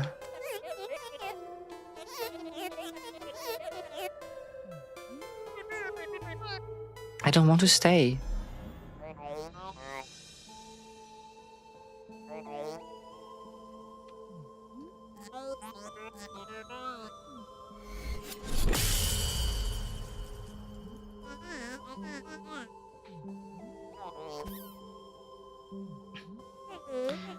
So this is the interesting part. It's like Madeline is talking through her persona.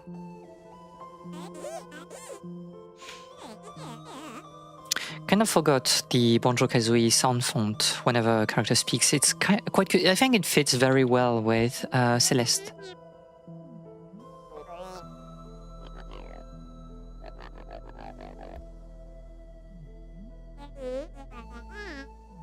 Okay, so he's having a breakdown, and this is the famous part. The famous part where I've been always like very bad at when speedrunning the game.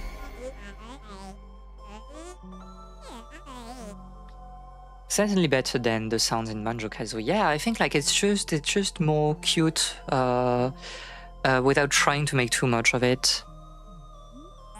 It has a very small Animal Crossing quality also, I believe, which is nice.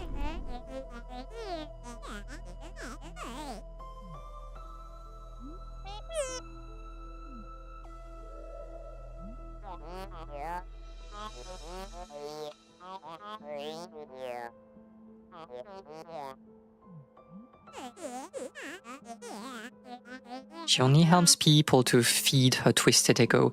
This is like this is part of why the game was again so good at release. I know like a lot of people were saying, oh, it's another game that deals with depression and things like that, but at the same time it does it in such a genuine way. I know that, you know, people have I don't know, kind of reevaluated Greece, for example, saying that, oh, Greece is like, it's very nice, but at the same time, it's again a game about depression, and it's not very subtle about what it does. And I tend to agree to some degree, but at the same point, I think that Greece has this very interesting thing of being very interesting in terms of visuals. And that's the main appeal of the game for me.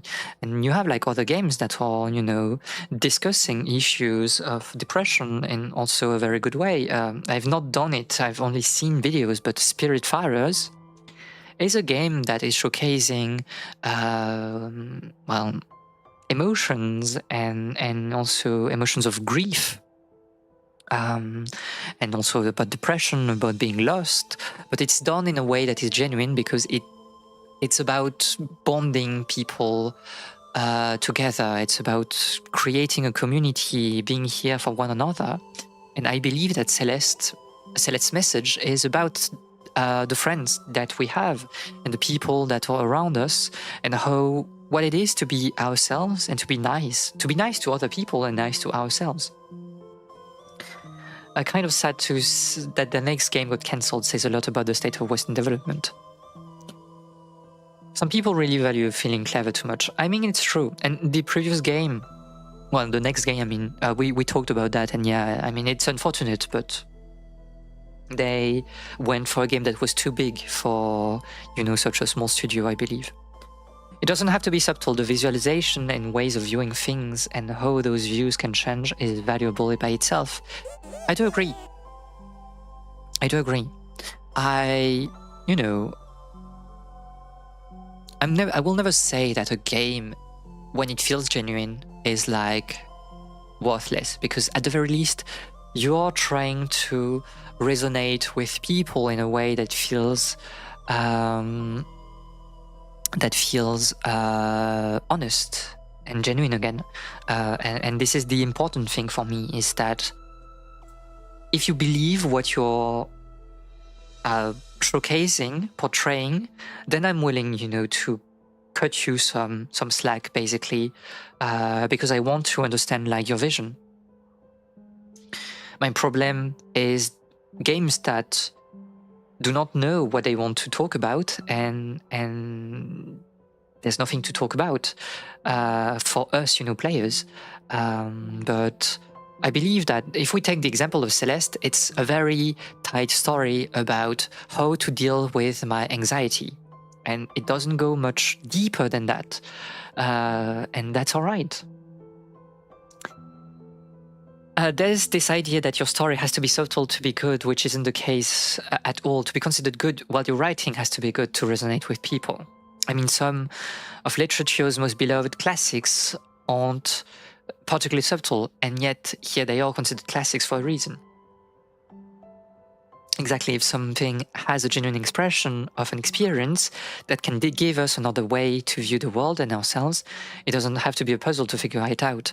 Exactly, and especially for, when we're talking about like marginalities, about people that are more on the margins, on the peripheries, it's just about showing how they see the world, and it doesn't have to be like magnificent. It just is. But yeah, that's why, I was telling earlier when I talked about affiliate, that I was very glad to have created a space for the people that I know to come together, because I think that we have interesting conversation, and I'm extremely glad to see you like discuss in the chat on those topics.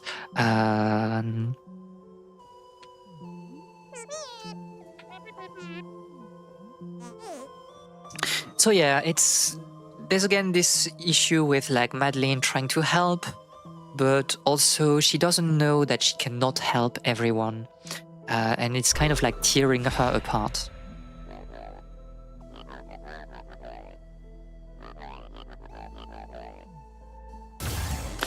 Okay, so this is kind of like the chase sequence. It's like, again, rhythm based, so you have to dodge the head every time. I won't die because like it will reset the cycle, and we can try to do it. I don't think there are any strawberries in here, I can't remember, and you can jump on the head obviously, because everything is like Mario.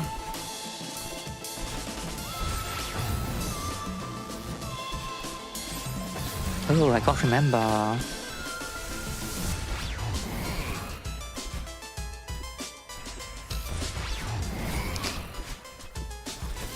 No, you cannot do that, because you will go... What am I doing? Don't do that. You just need to do this. Oh, you have like a strawberry here, interesting. How do you get this one?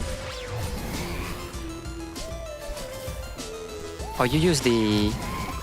You need to jump on the head, right?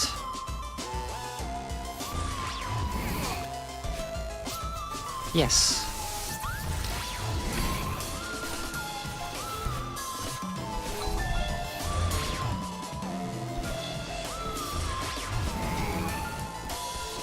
Okay.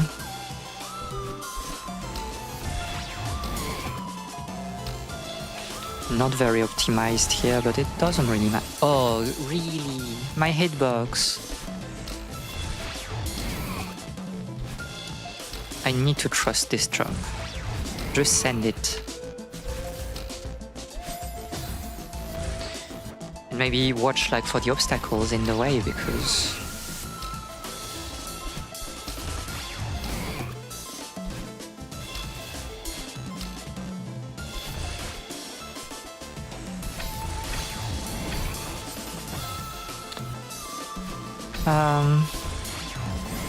No. Yeah. This isn't great, but at the same time, like, this is not a speedrun in the sense that I need to, like, not die at all. If we die, it's, you know, part of the game as well.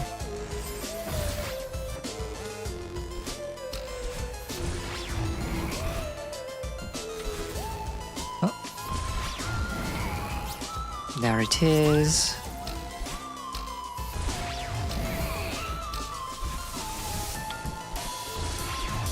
You have another strawberry here. Cute. Cute.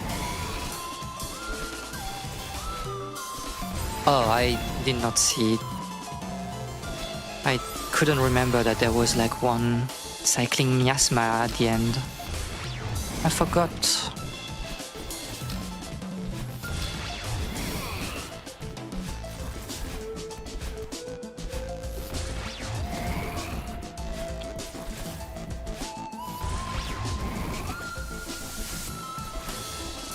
Better. Slightly better.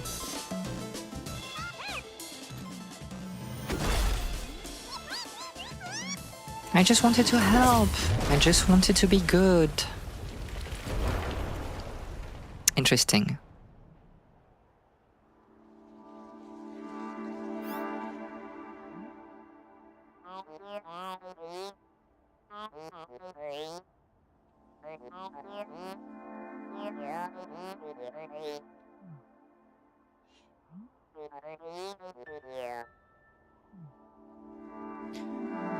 Relatable. What exactly?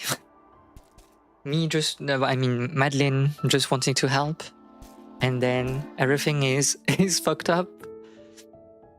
This is life, right? We try to be good, and sometimes it doesn't work, but it's all right. We have taken a long time here. Normally this section should be like 7 minutes long in the speedrun, something like that. At least in the routine back then. Wanting to help and breaking things, yeah. I mean, this is life. How many strawberries do we have? We won't get a good pie. I think my objective for the stream is really to finish the game. So I'll begin to play a bit more quickly, and I'll kind of like ignore strawberries because I don't want this stream to be too long. Feeling nostalgic over the game. One of the first game on the Switch that you did. I mean, and especially like on the Switch, this is such like a good game. Whoop. This is Grandma again. Great, you again. I have the physical edition for... Did the UI and presentation of the world map change? I don't think so. I mentioned that at the beginning. I'm using like Everest, which is like a mod manager for Celeste, but I do not think that the UI has changed. Or did it? I don't know. I see you made it through the hotel. Did you meet Mr. Hoshiro? Oh, I met him all right. Chased me out of there after I cleaned up a bunch of junk for him. That sounds like a fun morning. Hoshiro is a lost soul, dear.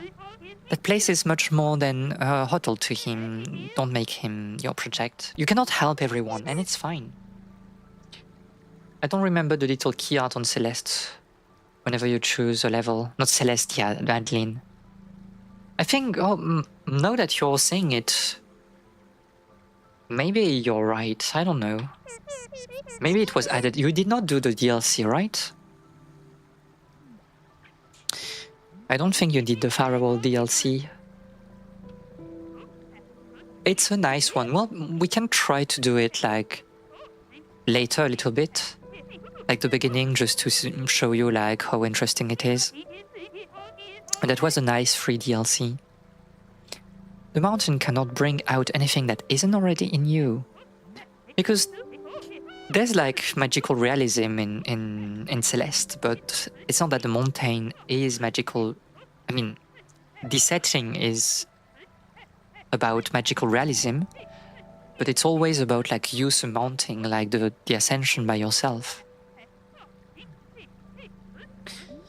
Hiya, how's Celeste going?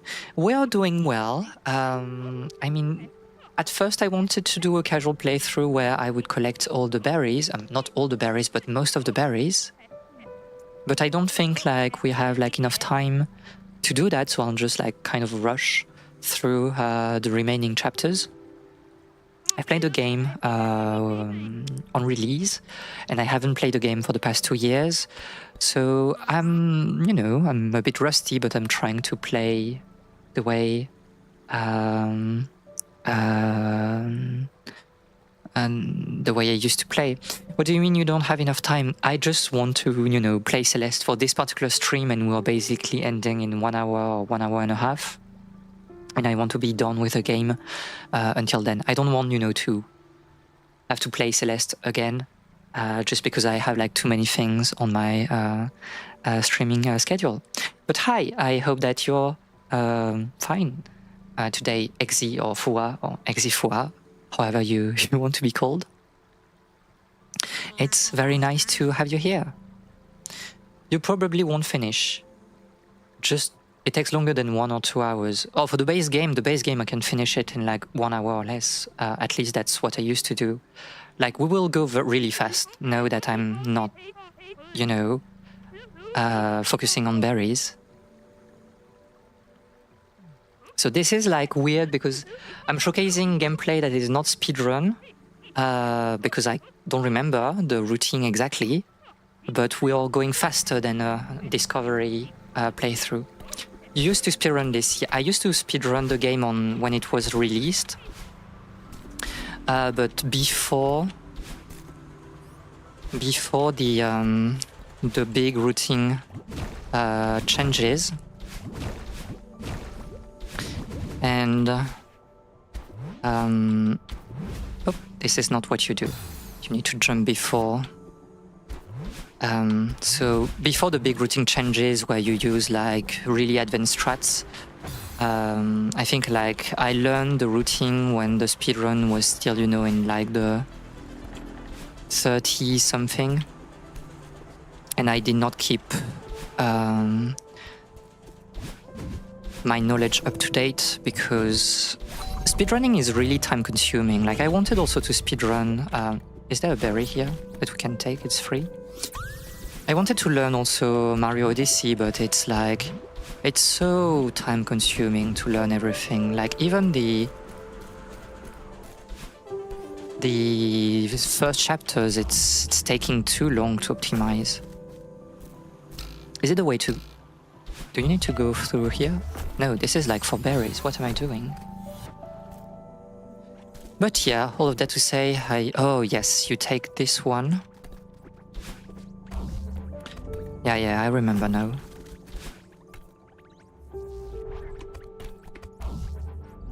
Need to take this. And we take this exit here, I believe. I think there's a weird corner jump possible here. I do remember that. Not in the routine that I learned. But I remember seeing some speedrunware that do that, maybe. Oh, I'm mistaken. Spiked wall bounces. There's no way this isn't a thing.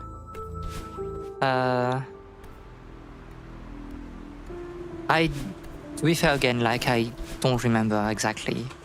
I haven't played the game in so long that I'm relying on just, the remnants of my muscular memory and like some, I don't know, some images that I have from some of the speedruns that I've watched, but it's still a rediscovery for me, so probably like it's a game that can be really optimized. No, you don't. You need like to do a diagonal jump here. But I just don't know. Like it would be interesting to watch a speedrun of the game like right now and just see how people are going through that. There was something here. Modern speedrun.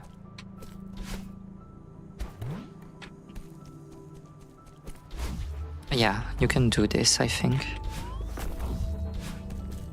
Oh, to...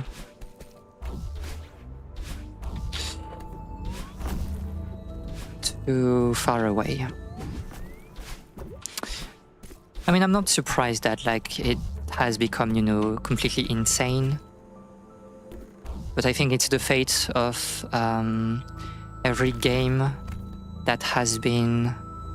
Here you don't need to take this one. You can do like a spike jump here, I think.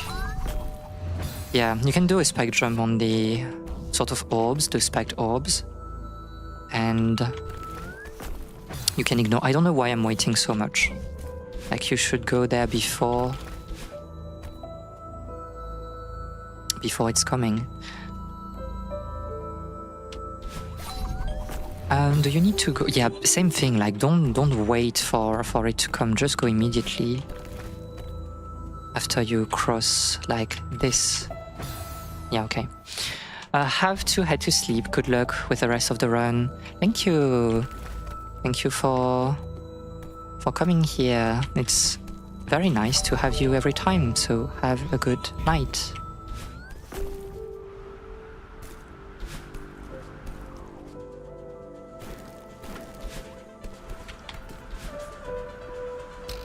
I can't remember.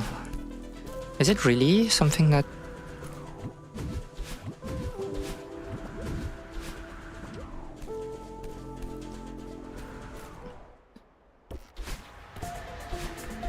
Can't remember. I mean, we're near the end of this particular section, so it's good, but no stamina left.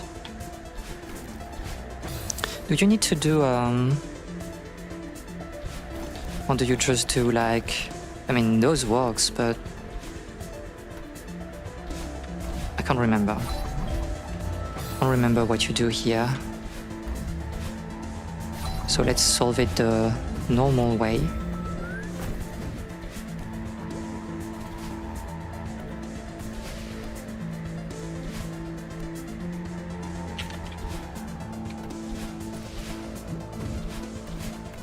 Ah.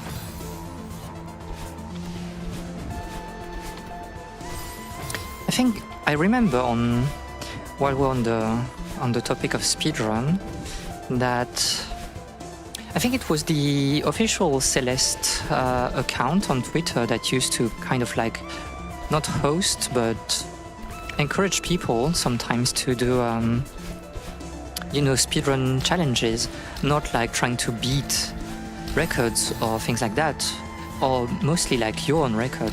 And everyone, you know, you could see like people sharing their screens, and you have some people that were speedrunning the game like a bit more seriously, and that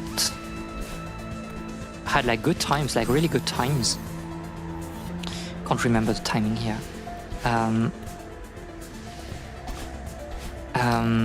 And some people that were really just playing casually but trying to be faster in general.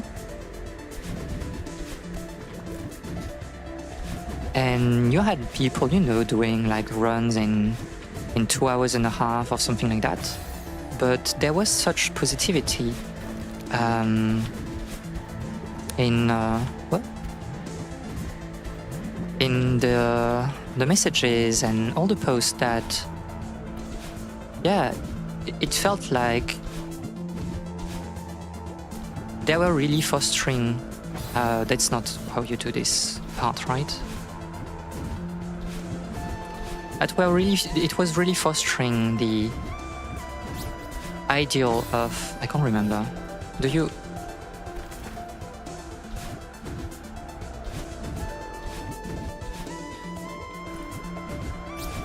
Oh yes, from up top, yes. And we're done with this chapter. The real ideal of speedrunning is what I mean. It's about like bettering yourself and just, you know, having some small challenges. Akin to what Gear for Breakfast did with A Hat in Time, although Gears for Breakfast was also heavily promoted modes, which is kind of like the thing also for Celeste. I think it was not the case at the beginning, but like 3 years after the release, you had like a really vivid modding community, and I don't think it was like heavily promoted on on the official account, but like at the very least we know that Extremely OK Game was deeply involved with like speedrunning, did some changes to accommodate the speedrunning community, even before, you know, the big mod managers and things like that. I will say I've never been too deep in the modding community for Celeste, just because it takes time, you know. It's like, oh, you need to download like levels and you need to go through them, but like it more often than not goes like not very high, but at least higher in difficulty, the same way like you have that for, I don't know, Kaizo Mario. And do you really want to spend, you know, 3 hours? Do you have time to spend 3 hours of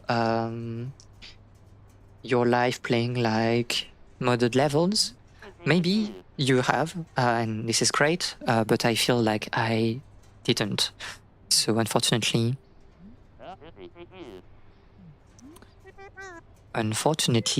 I have not explored the mods for this game very much.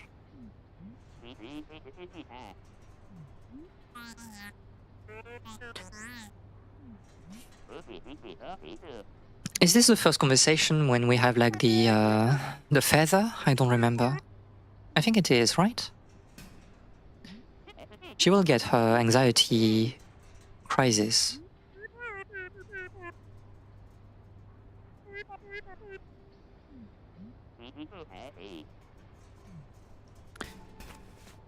Yeah, okay.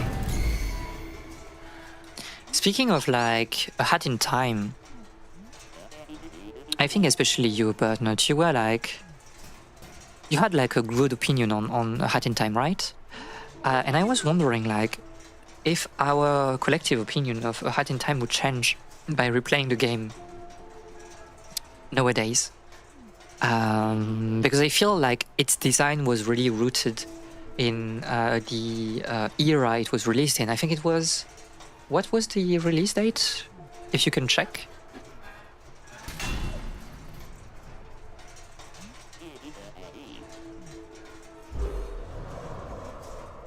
'17. It was obviously 17.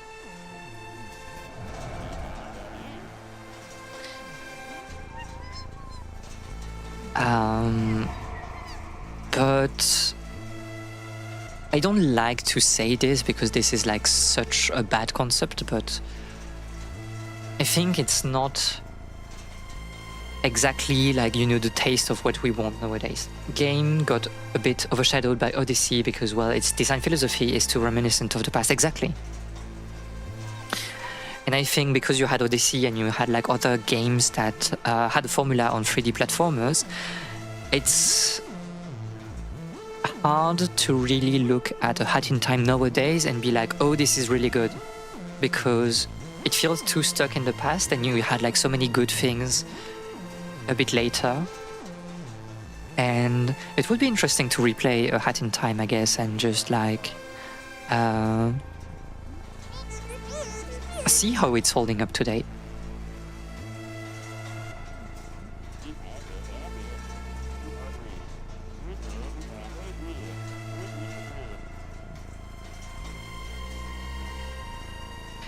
So this is the trick of the feather.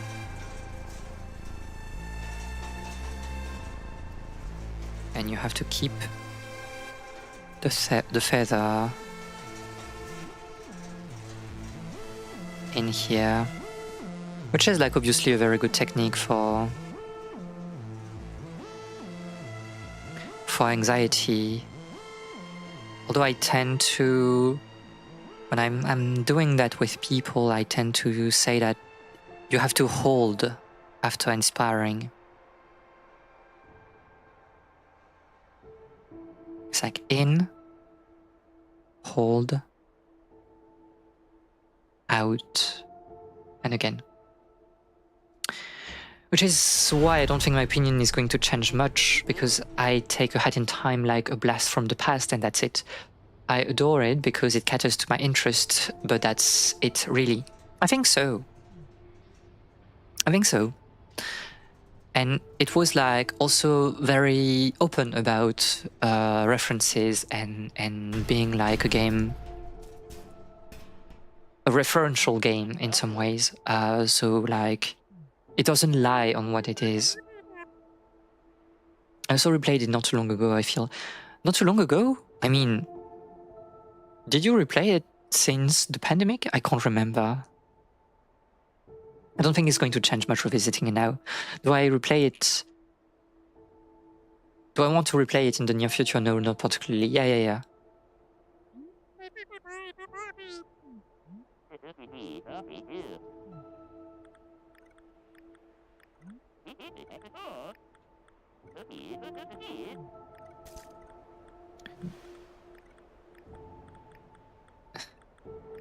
Crazy selfie.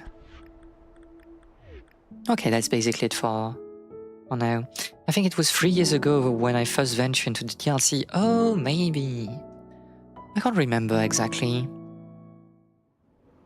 Maybe. Yeah, obviously strawberries are not a concern anymore. So let's just go fast. We have this, and then there's the intermission chapter, and then there will be the last climb. So we should try to go a bit faster since we're reading the dialogues. So this is the weird ruins slash a bit, I don't know, there's a kind of like Geiger, Cthulhu, Mayan aesthetics here. It's a nice chapter, I feel. I like the more puzzle vibe to this chapter, but also like, this is so annoying in the speedrun.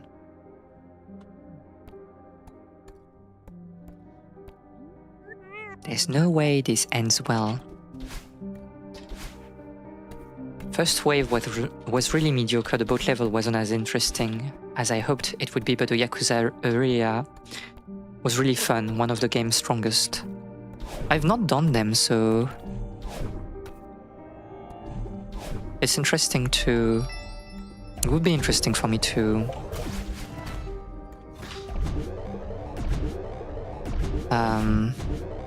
see what it's like. Here you can do this just to gain some frames, because here we kind of want to bypass like most of the level by doing like a jump here between the crystals. But question is, do you think I have the timing like in my memory? The answer is yes, maybe. Was it? That's for a secret, right? This is not the...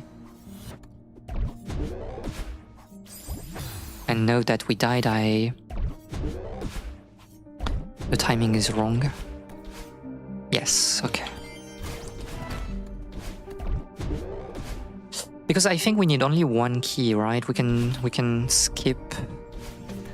Yes, you need a key here, but like the rest we can skip everything, I think. You're here! I really like how Celeste has so many very specific levels and all feel very memorable, I believe. Because again, you have like a very specific gimmick for every level, but it doesn't feel like it's underused.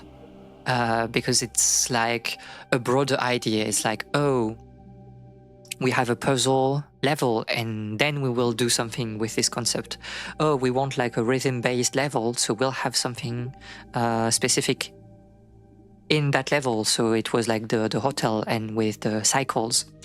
Oh, I want a chase level, so we'll use like Badeline. It feels like very... organic, and again, like such a big success. Celeste was such a big success that Earthblade had to feel like immense boots, and I think that's why it was cancelled. It's just you can't do a follow-up for that. And we are cycling again to our discussion about Silk Song. Be careful, okay? There's something weird in here. Okay, let's progress. You have to go up here, right?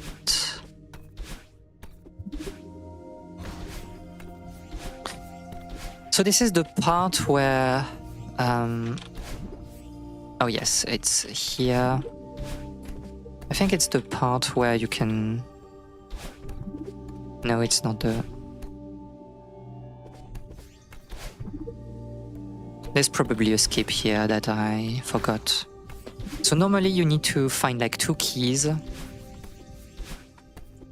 to open the path forward, but there's this shortcut that is used for a strawberry and that allows you to skip one of the key. But you won't probably find that in your... I mean, you can find it in your first playthrough because you just have to be kind of like observant as you see like a little opening in the platform. But yeah. So this is basically the first half of this level. And the second half is like the big gimmick.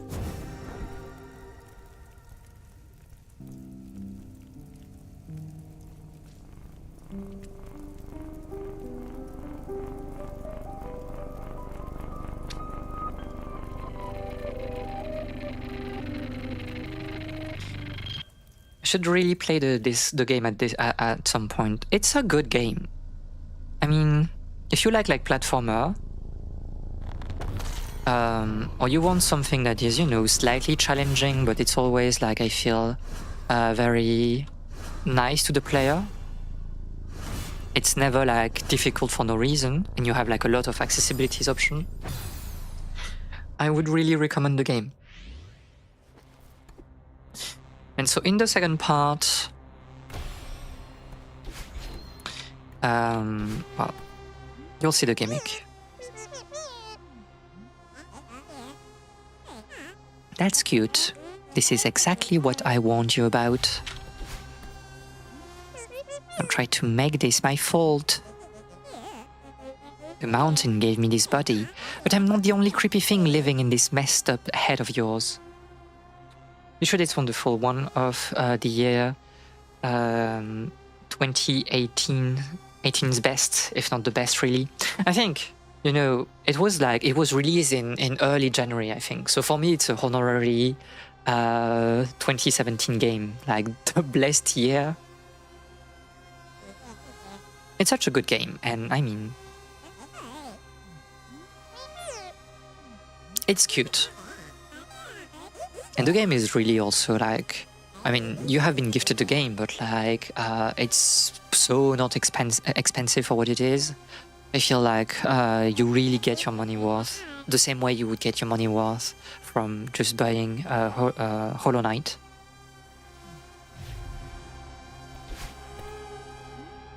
I don't believe you. If you're part of me, why do you want to hurt me? Always the victim.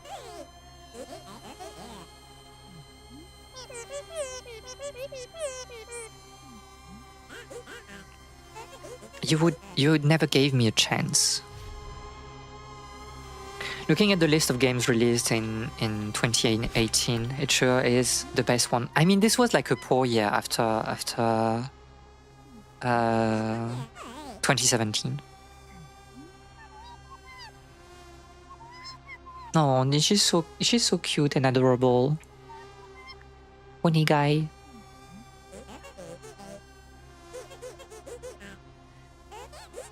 You deserve this. Oh, my poor Madeline.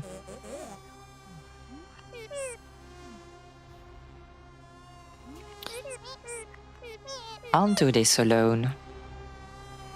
Battle for Azeroth. Yeah. Smash Bros. Ultimate. I mean, you know, it's a bit easy.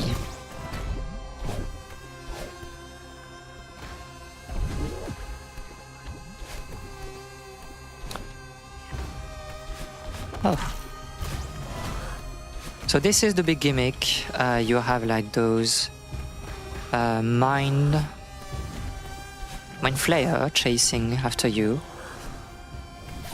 Oh, I failed this one because normally, I'll try to do it again. Normally you can like bait it exactly to...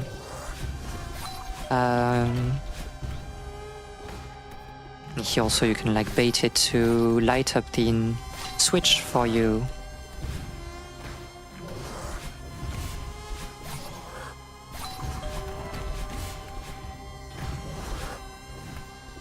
Obviously the...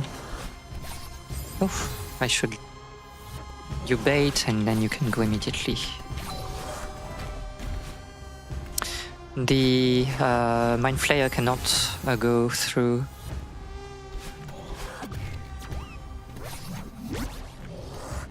Go through the kind of like shiny zones.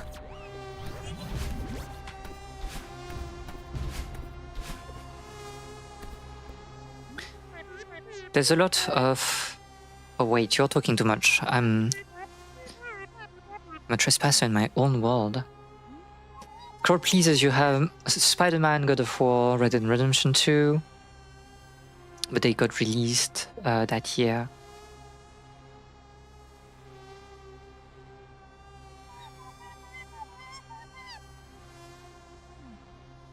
My poor Madeline.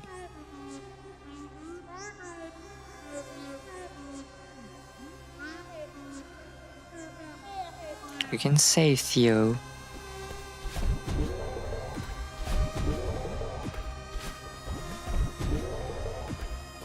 But I mean, like, if you were Japanese peeled, more Japanese game peeled, yeah, it's not a good idea. So this is like an interesting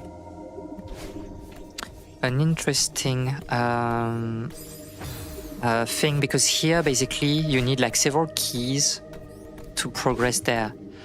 Because you see here there's like some sort of like crack, and that's basically like a red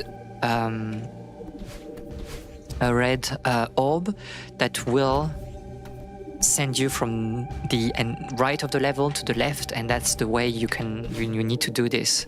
So basically this is a more like exploration based level where you need to find keys to open like those blocks here. The thing is that in the speedrun we don't really care, because we can do like well, if I fail it's not good. But we can do... She's failing the hyper, the reverse hyper. I'm losing it. Why am I struggling so much? It's not that hard. So you can do this, yes. And we skip this entire section, which is like quite long, to be honest. This one we want to skip normally.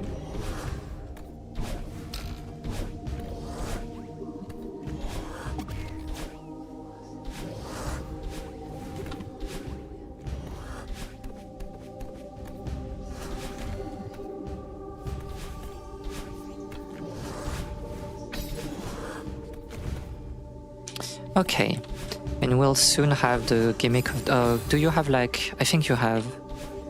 You need to open this, right? Or am I...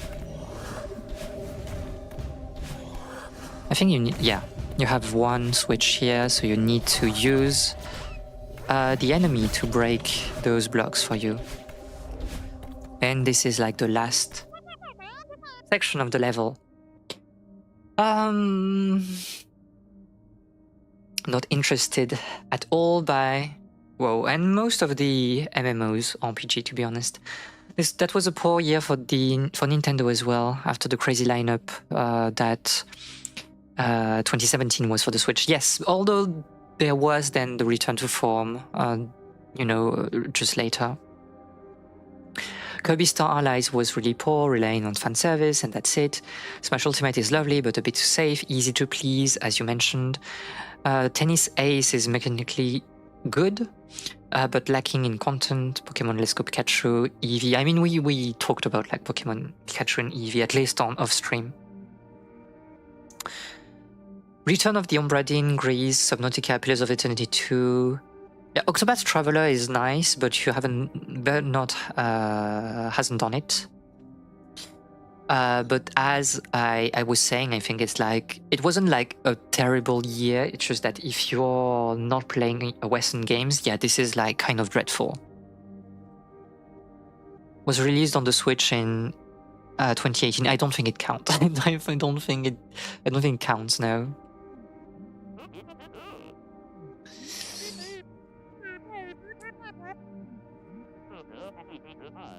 That's a valid question.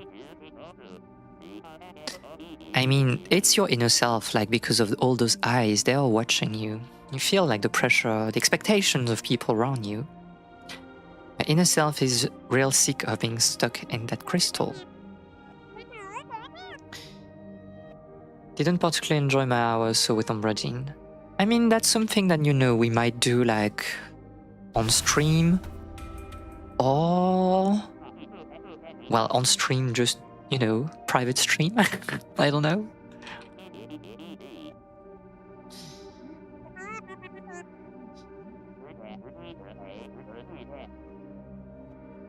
I could bust out. A game is a game and a good game is a good game. The same way that someone that is, I don't play 14 because it's a whip game, I don't play whip games, feel very stupid being like, I don't play a Western game, sounds very dumb to me. I mean, it's not like, I wouldn't say that, because like you have some affinities to some game design philosophies, right?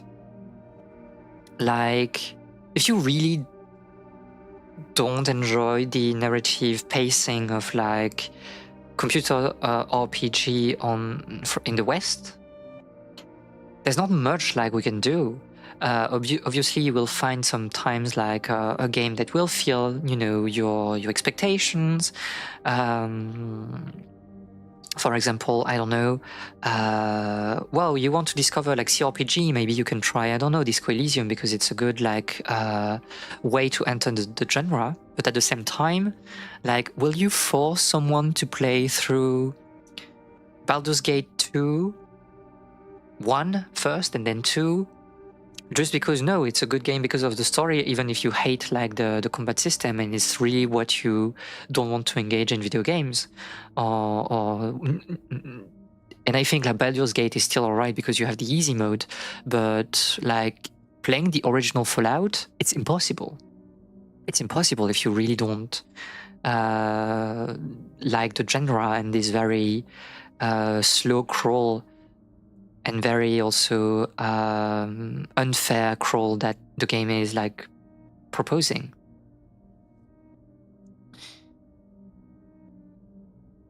I think if you play Disco Elysium as your first CRPG, you are done.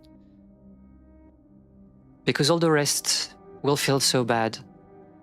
It's not that it feels bad, it's just that it's very different. I mean, I do think like Disco Elysium is one of the best like CRPG, but it's just that it's such a new philosophy of storytelling versus what we had before. But I still think that you have like amazing CRPG. But yeah, you have a little bit of friction. I still think that a little bit of friction is nice. But again, it's like, how do you sell that to people? I think like it was Felipe Pepe that made like a post on Blue Sky yesterday, telling that, oh, those categories like CRPG or whatever, Metroid Brain, yeah, to, you know, talk about games like Outer Worlds. It's like those genres or social constructions, and they happen when you have like a transitional moment in video game, I don't know, zeitgeist. And he was telling that the problem is that often people believe that you have like very sharp transitions between like genres or within a genre, but it's not the case. One game can have like an influence, but more often than not, it's like a trend that is visible even in, you know, small indie games that were not exactly happy with the statu quo that we had, for example, for CRPG. The whole D&D approach felt like lacking at some point, and you had like some people trying like some other formula, even if it didn't really take off. And you had that for point and click, you had that like for Metroidvania, you had that for adventure games, you had that for ADV, Japanese games, and whatever. You had that for platformer, where it's more like a very slow transition, more than like one game is like revolutionizing the entire field. And he was telling in his post, like Felipe Pepe was telling, that the problem that we have is that people don't know games anymore. We are now in a situation where people will talk about video games, but because so many things are like happening, so many things are being published and released, and you have like so many games in the past, people are talking about genres and things without even playing the games.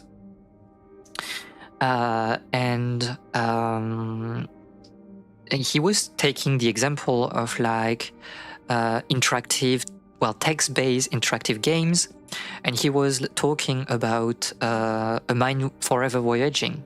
This is one of my favorite games.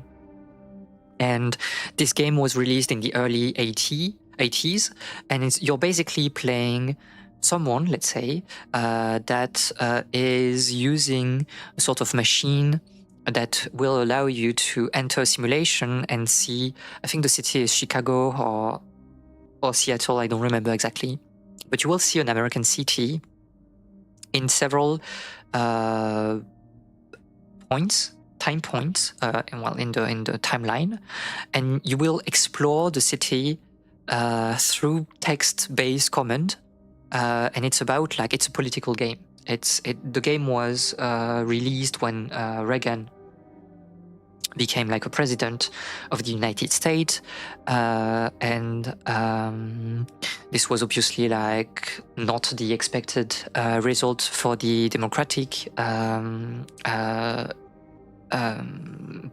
people that were closer to like democratic ideals. And this game was like, okay, I'm showcasing what will the United States become like if Reagan is the president and we follow his policies, for, I don't know, 1 century. And I have to hop off, sorry, I couldn't stay for too long. Don't worry, it was nice to see you here, and I'll see you just after, later. And like A Mind Forever Voyaging, it's kind of like a cult classic, but at the same time, how do you like push people to play this game? It's like, okay, we are talking about a game that is entirely text-based. There's like no images, no illustration. You move by saying like, go north, go south, go east. It's a political game. It's about like dystopia America and what we are doing if we keep like not putting money in social services, not enacting policies for the marginalized people, if we don't believe in feminism, if we don't believe in LGBT, activism. And it feels such an important game, and it has a definitive impact on what video game is today. I believe what openly political games are today. I mean, Disco Elysium. But people don't know that. People don't know this game because it's so hard to play. It's really not easy to play, even with a guide. And then we have like discussions about Disco Elysium, but in like a small bubble where people do not have a complete panorama of what the gaming landscape is. We kind of like make broad assumptions that, this particular genre did not exist before because, we have not played those games. And Felipe Pepe was like, the problem with like trying to find names for categories, for genres, is that it's about zeitgeist, and the people that are coming up with those names have not played everything. So we are missing a lot of parts from the puzzle. Like nowadays, people are playing a lot of Japanese games, but some areas are extremely unclear. Like the average knowledge about Japanese computer video games is extremely low, but this is like a part that is extremely important to explore because it's foundational to understand what adventure games are nowadays, even in the West, because you have like chains of influences. And the question is like, how can we try to educate people or to push people to play those games? And obviously you have like, for some mostly console Japanese games, people that are willing to translate things. And this is great, but the movement has not started yet for Japanese computer games. And you have like the double barrier of like going into genres that are extremely hard to get into. You have the language barrier. And this is a very unfortunate situation for video game thinking in general, because we don't, how can we have like, holistic conversations when we don't have like all the cards in our hand, when we don't know exactly what games we're talking about when you read the interview of a developer and the developer is talking about those games and it's like, oh, this is like not obscure, but this is a computer game that was only released in Japan and nobody in the West have played that game. And yeah, this is like a difficult situation. And that's why I tend to be like a bit, I don't know, more nuanced in this thing of like, there's like a definitive revolution of a certain genre, because it's not really. It's not that we cannot have an opinion on it, it's that we cannot write a history of it. And it's like, of course, that you will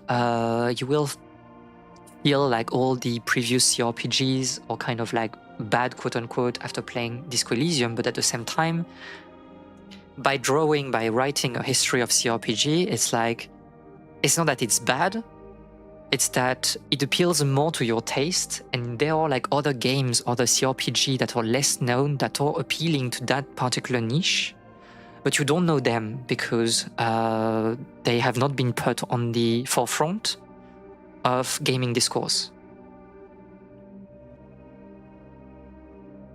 The people who should have mandatory hours of playing games is game developers. I think like this is like the woke take, the awakened take is that like people should have like, game developers should have like mandatory reading hours. It's like, don't play video games, go read a book, go do something else, go in a museum, go see some other form of art, watch a film or whatever. If you play only video games, then your game will be bad.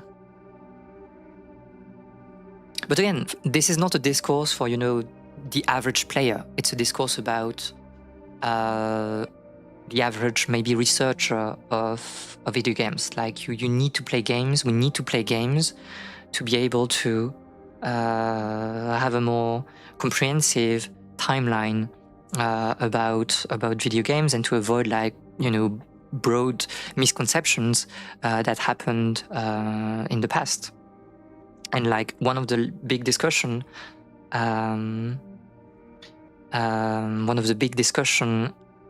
lately, I think, was on the video game Crash, the one in '93.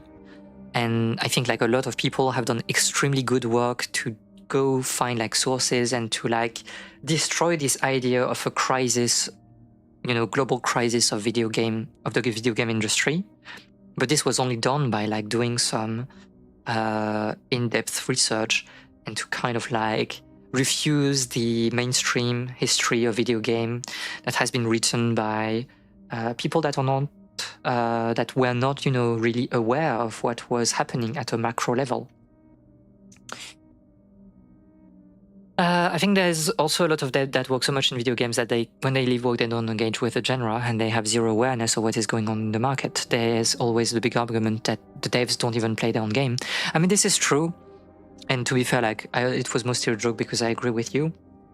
I think one of the only person that is really playing a lot of video games is like Masahiko Sakurai, because like he's locked in. If you watch like the Sakurai video, he's telling that, oh, I have like dedicated hours to play games and to read books and to do things that will help me like broaden my horizons. The problem is that you need time for that, and obviously in this industry, it's not possible because we live under capitalism. And if you're part of a team that is creating a AA game or more in terms of budget, then you won't have time to even play other games or to do everything evenly remotely close to like enjoying media in general. And to be fair, like I'm in the same situation. Like I think I'm trying to have, you know, meaningful discussion on video games in general, especially as it is still like one of my topic of research. But the problem is that even like I'm just streaming 3 days per week, and I don't think I have enough time to play all the games that I want to play, because it feels like it's work. I'm playing games for work, and then I need to play games to keep my research up to date and to have meaningful conversation, and it's like just a bit too much. I don't have enough time to read. It's complicated. I think it's better to work as a garbage collector than as a game dev in terms of work-life balances. I mean, it's a bit complicated, right? Because like garbage collector, you will die at like 50 years old. So I will never, you know, I won't continue on that particular line of conversation. But yeah, obviously, like game developer right now, especially for the big, you know, studios, it's not exactly fun. Like, why will you die at this time? Because like this is one of the most unsanitary work you can do. And if you check the life expectancy of like garbage collectors, it's not pretty.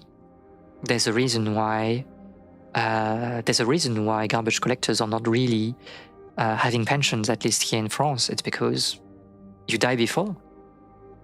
You don't live enough to see pension.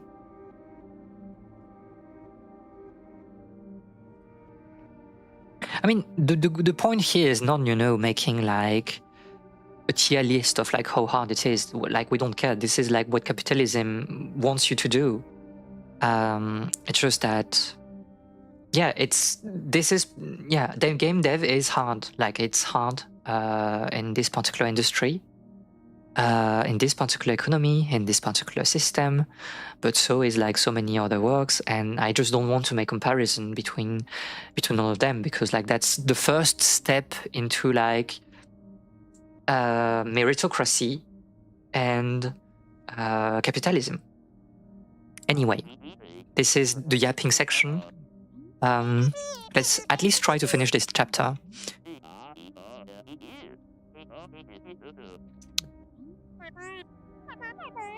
So the particular thing of this chapter is that you need to grab the crystal and carry it around, which is a bit slow, and there are like advanced techniques that you can do. For example, can I like maybe send you here?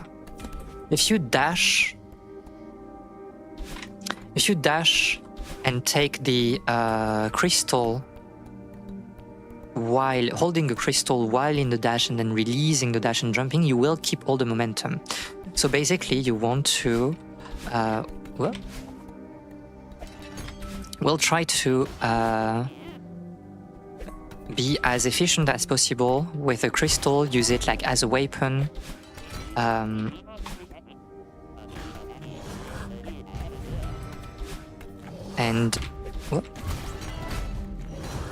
and as a way to gain speed, because it allows us to do like more, some speed boosts.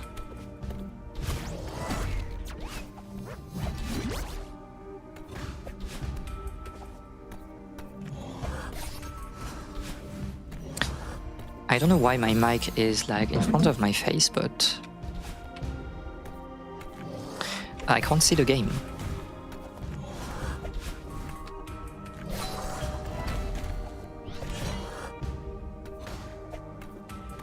Well, trigger that.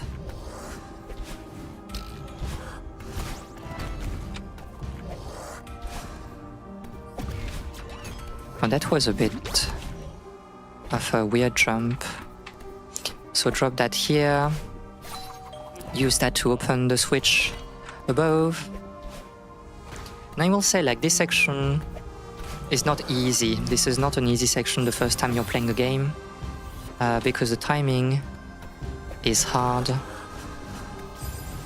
And we can see that I have forgotten the routing of this particular room, because I'm struggling a lot here, more than I should.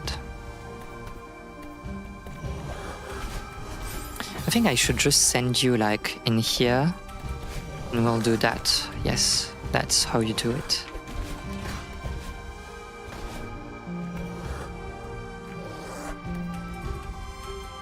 I mean, what you can do is like, I think, yeah, send it on the platform. Do a dash here. Oh, you got there before.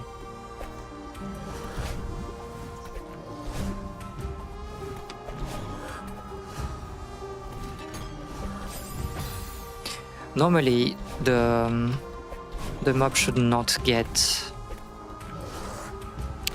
up there. This is a bit unfortunate. You'll die very old as a cute Miyabi chatter. I mean, we killed Theo right here, completely crushed by the platform. My man is just dead. I don't know why I don't have the timing of this particular throw. This is a bit embarrassing.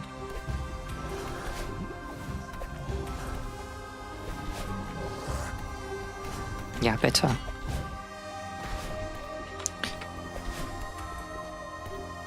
There you are.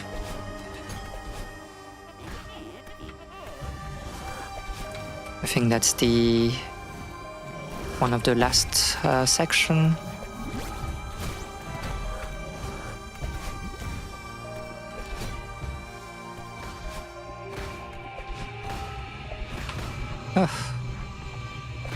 Forgot to hold the button.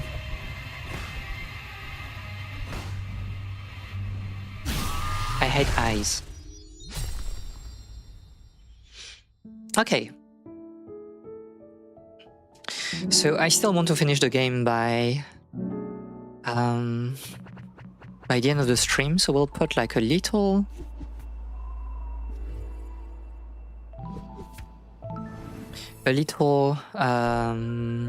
speed boost to our gameplay.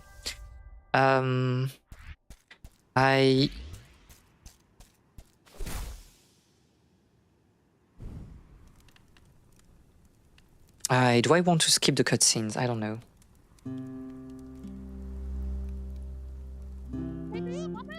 You're awake.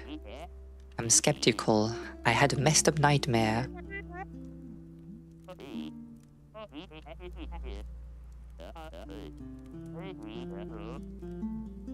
Yeah, it's the moment when the game is trying to be a bit more positive. It's like the start of like the realization that you need to work with people.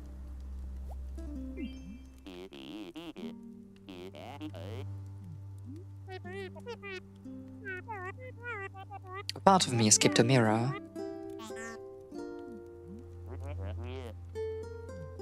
I need to drink also, I've been yapping too much.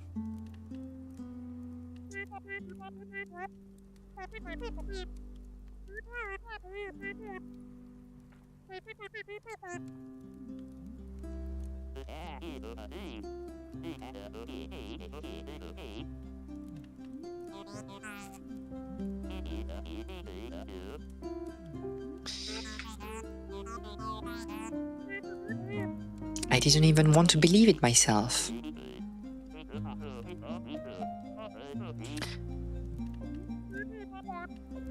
Okay. Thank you for believing in me back then.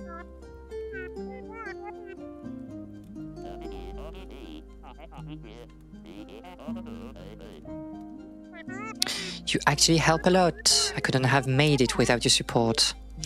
Why is it so easy for you to trust me? Honestly, you remind me of my sister.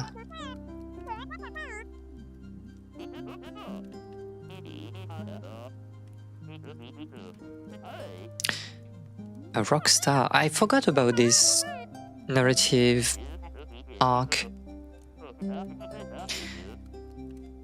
Hydrate or die straight.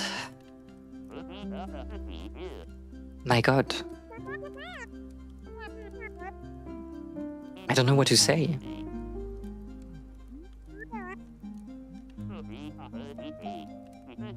It's obvious that she'll get where she needs to be. I can see that in you too.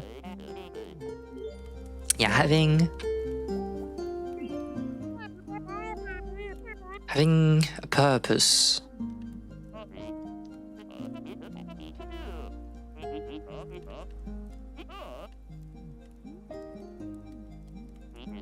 I'm just teasing you. Why are you climbing the mountain?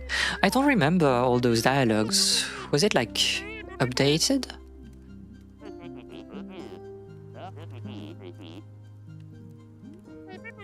Work is fine actually, I just can't stop thinking about dumb crap that doesn't matter. What? My game for my neurodivergent people?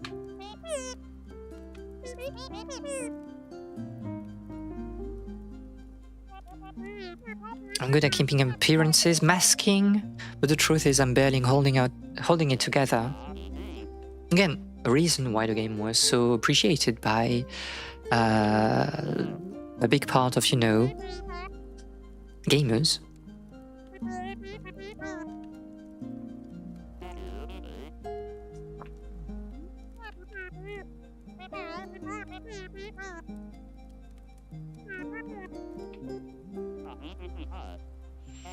And I think the design works as well, the design of the game, because you have like smallish screens.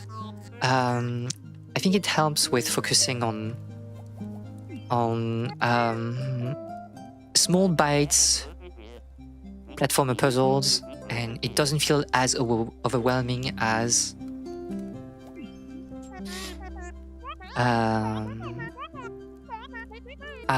other games. And this is like part of what makes it such a good pick if you want like something, to do and you want to play a platformer. Again, like I played the game, I finished the game in one evening. It's not that long, but you can play it, you can spread your playthrough in more days. You can, just pick a few levels, a few screens and just stop here. And I think it helps if you have like trouble focusing on games, and if you think that platformers are a bit too frustrating. This is a game that I believe doesn't feel frustrating, and you have a lot of accessibility options also. If you want to play the game, but I don't know, you want a double jump to make your life easier because you don't want to struggle with all the puzzles, you have many options.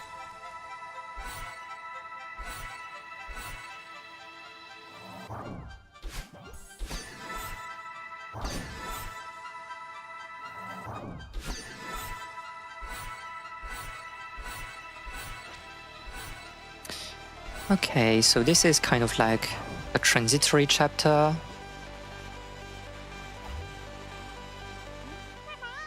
The northern lights are so beautiful.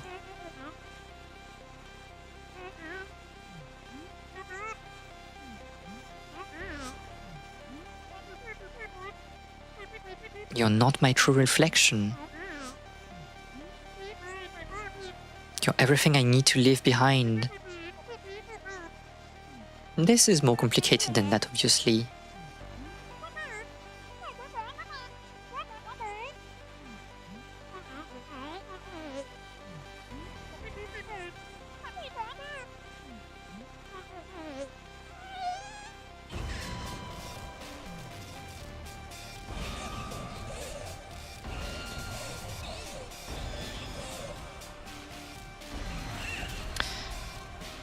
So yeah, it's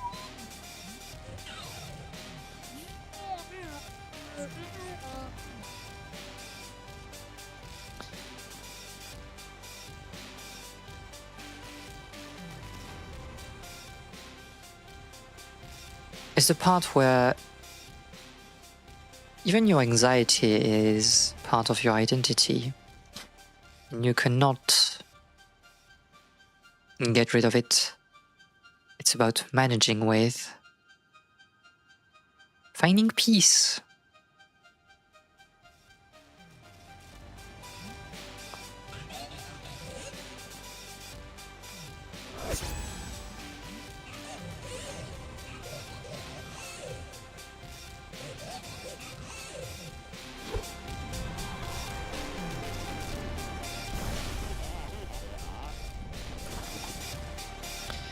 And we are entering in the 2 last chapters. It's such a good game, to be fair. There's anxiety. And then you will see like the resolution is obviously very obvious, but very nice as well. Okay.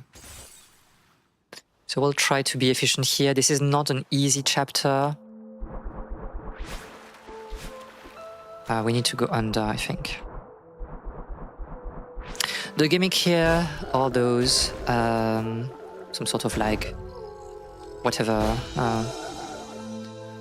stone heads that you can like trigger.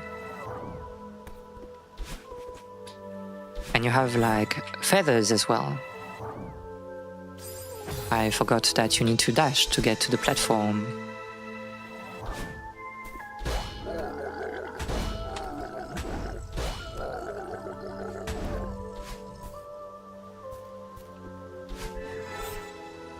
So the problem with playing with the keyboard here is that you have less control over those feathers. But hopefully we should be able to clear those levels without too much trouble. Forgot that you had to jump here, losing some time.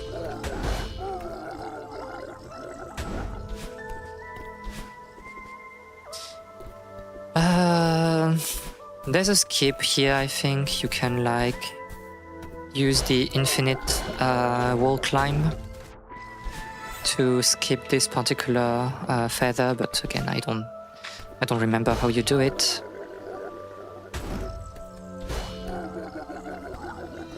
Interesting noises also for those things.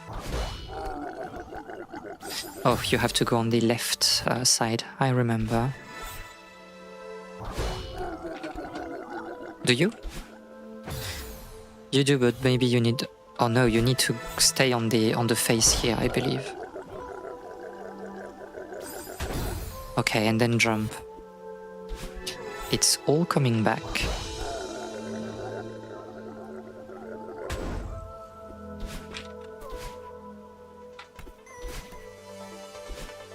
Don't do this because like you don't get her dash back from doing that. Okay, yes, but stay in here and get launched by the head. You also have like heads that are bumpers.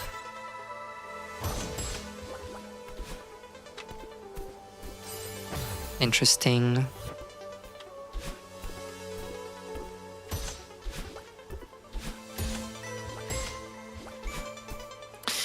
I think I used to take the upper route. I can't remember.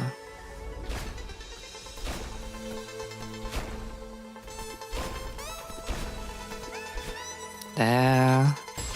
More heads.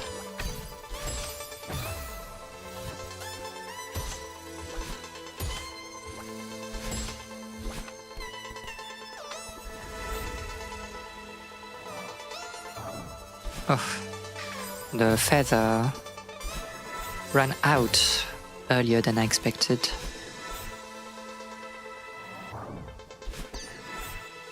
So this is the part where playing with a keyboard is a bit annoying. And here we take the downward path, I think. Or you can do this in one.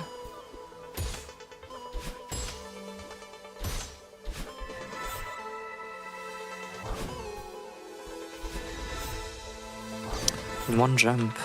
Okay. I think we are nearing the half of the level. Interesting.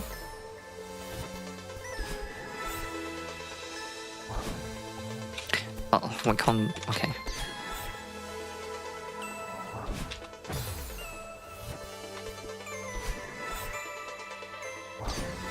It almost makes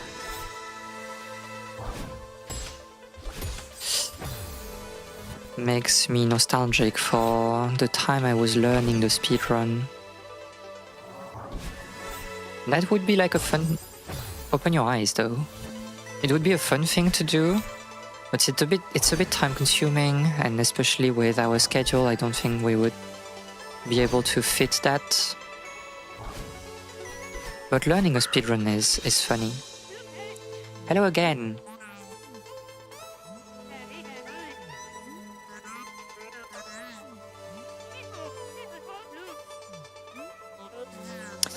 So we cannot... yeah. He will push us to finish the climb.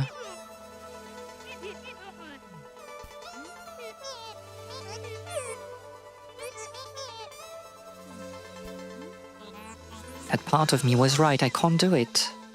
I just go home to my sad life and be miserable forever. You're not over it.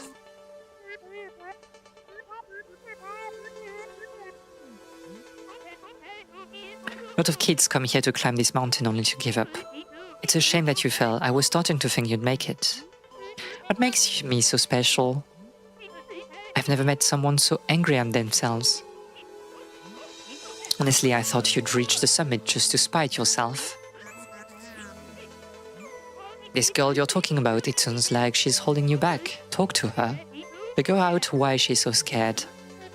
You think she's scared? I guess I've never thought of it that way. Stop wasting both of your time and ask her, what have you got to lose?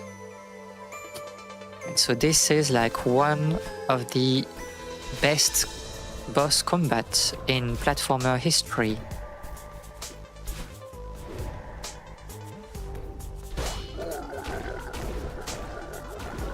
Great design all around. Narratively very strong.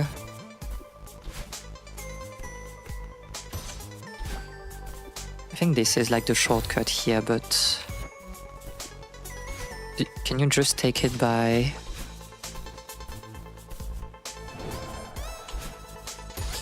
The one on the right is a bit harder to take.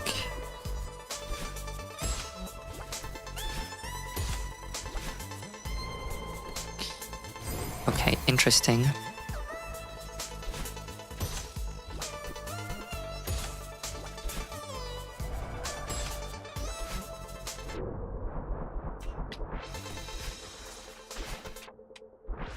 Okay.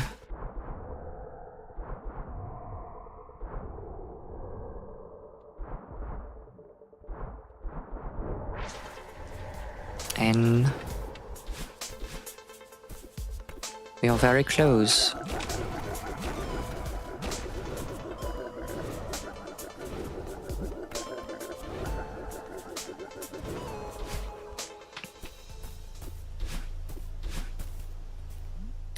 Looking for me? I thought you were done with me. That was a mistake. I'm sorry. You think you've got all figured out. You think you don't need me. I said I'm sorry. We need to move past this. You expect me to trust you. You aren't innocent here either. But I know you're scared. Look, we are at rock bottom. There is no point in fighting. I can keep digging. I could put us down to the center of the earth. What would be the point? Let's climb out of here. Together. Come close to me and I'll make you regret it. And this is like one of the best tracks.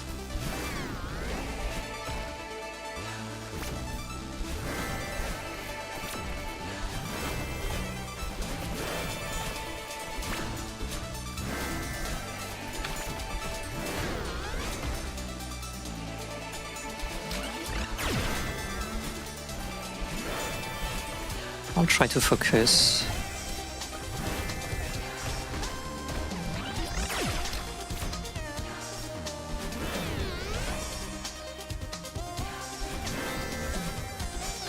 Oh, failed that jump.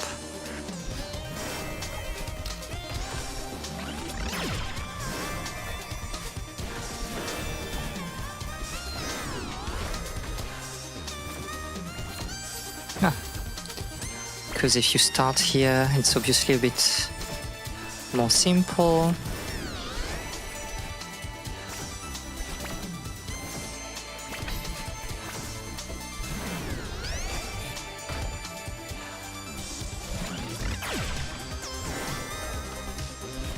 You could have done, I could have done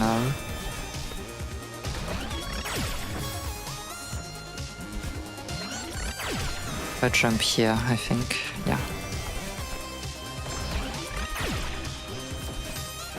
You alternate between fireballs and laser, I see.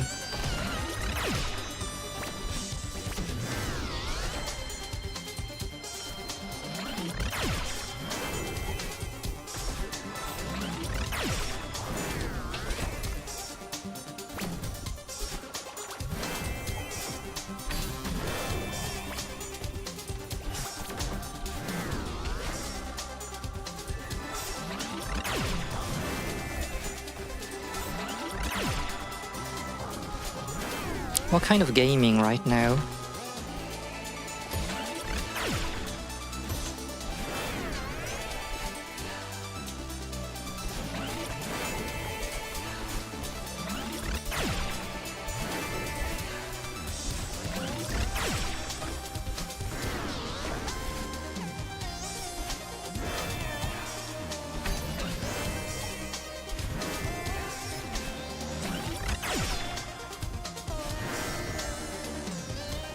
Oh, forgot about this particular set of crystals.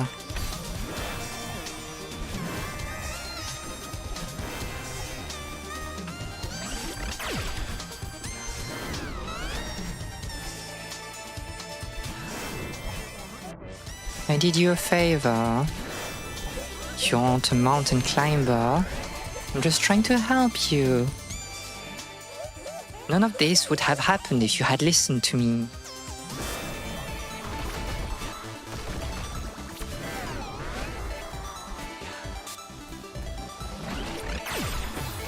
Very bad jump, but...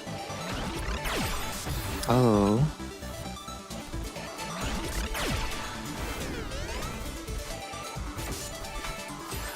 Too fast.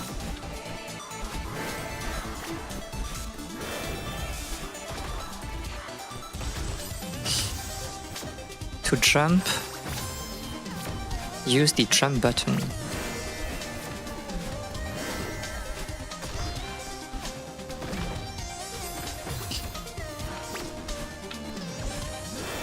And we are not gaming anymore.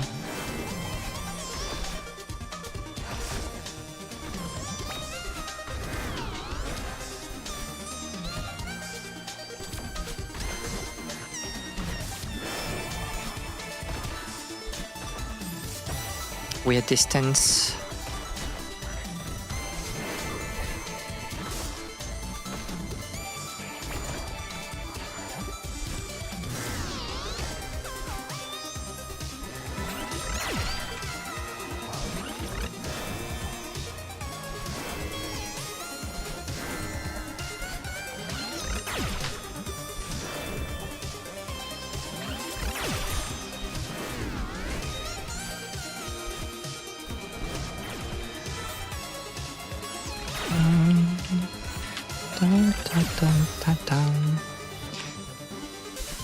She'd say it gamingly.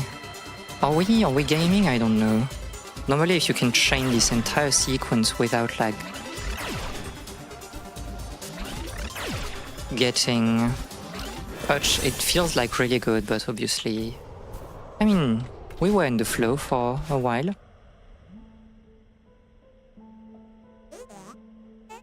You win. I guess you don't need me after all. If you want me to go away, I'll try. That's not what I want. I need your help more than ever. Please, let's try to work together. Work together? You're joking, right? It's okay to be scared.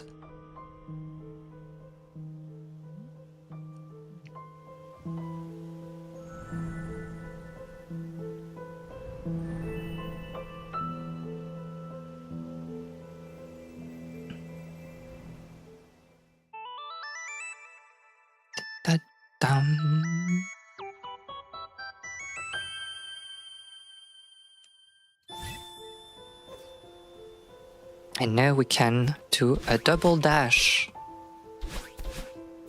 If you are true to yourself, you also in real life will be able to do your double dash.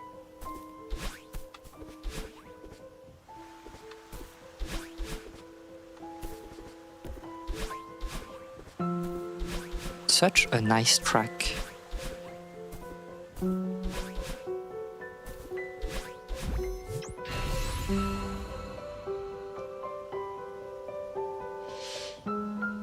Can I level one day too, Miami? Of course you can. If you're true to yourself, you can double jump. I'm so untrue to myself that I cannot even single dash. +2. We can climb like this, maybe. We can still reach the summit. You still want to climb the mountain. Why would we want to go back there? It's good to see you two playing nice. Hey, thanks for talking some sense into me earlier. Don't mention it. I'm glad I can still be useful every now and then.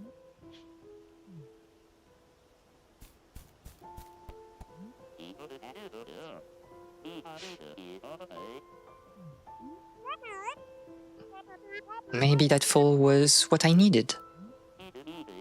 And this is the part of you that you were talking about.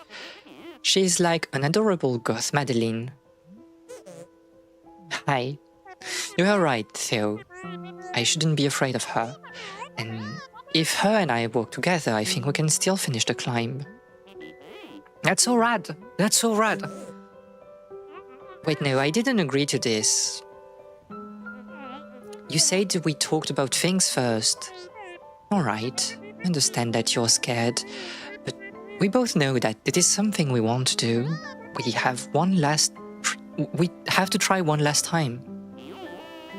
Yeah.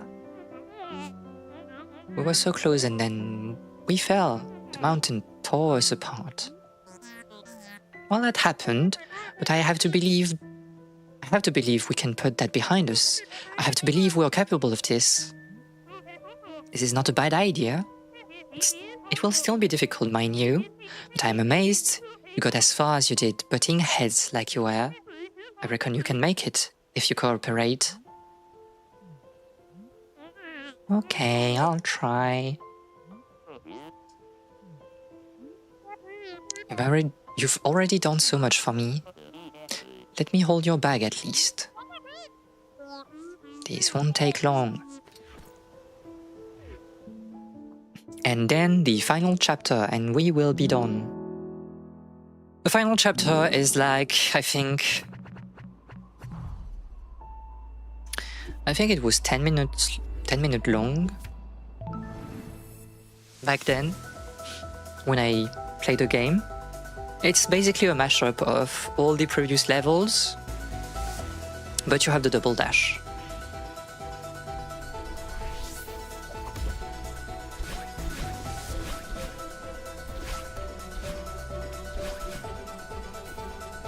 Oh, I think you can do something here, no? Can you? I don't know.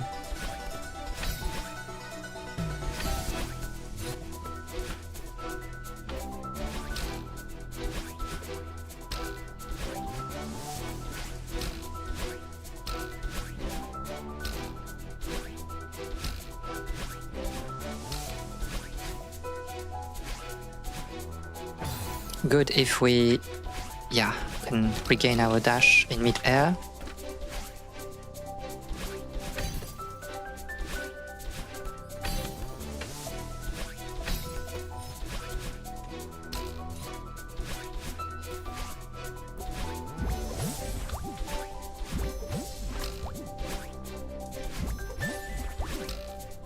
Okay, good first part. We're getting the hang of that, if you say so. This mountain doesn't stand a chance.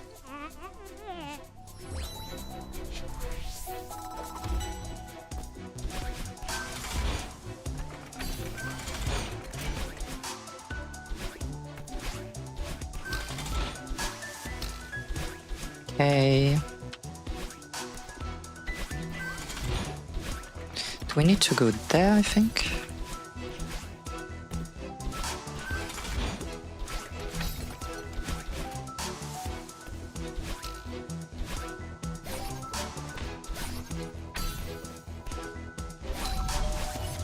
Ugh, it opens that way.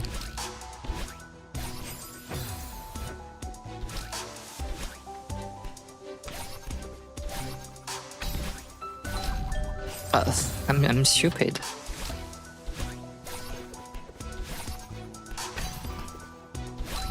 Of course you gain your dash again after bumping against the thing. Need a better jump here. That way.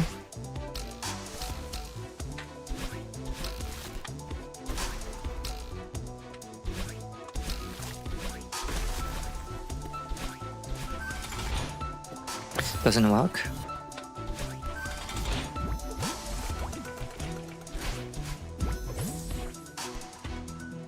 Oh yes, you need to be there.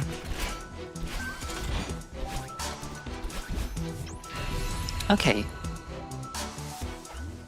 How are you feeling? I'm fine. Just waiting for something to go wrong. No matter what happens, I'll be right here, right there with you. I'm starting to believe you. Just lock in.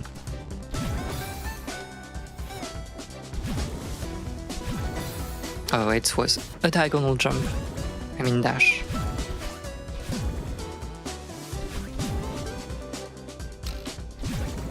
There.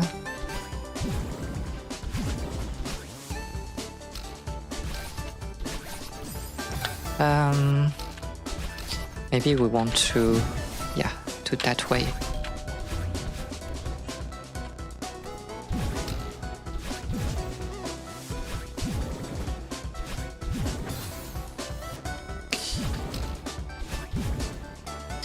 I have like part of the muscular memory for this phase, and like the other part is gone and I need to improvise, and of course it doesn't work.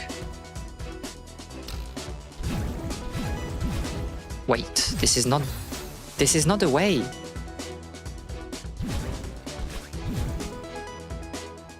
Looked outwardly.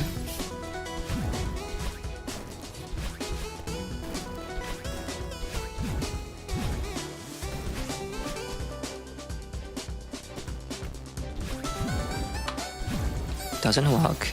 Just do a diagonal one, it's fine.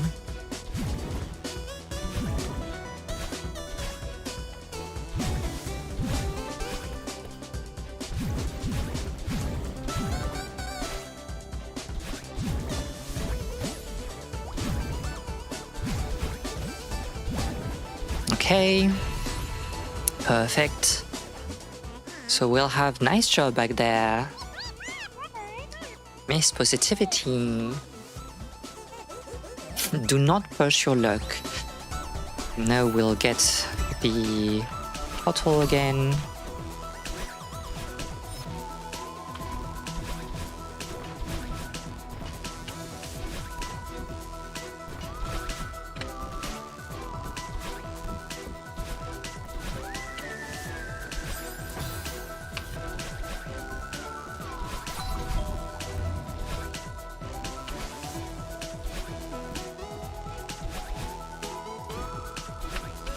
Oh, too early. And the problem is now that the cycle is a bit wrong, and we need to wait a little bit so we don't touch like the thing on the first cycle here.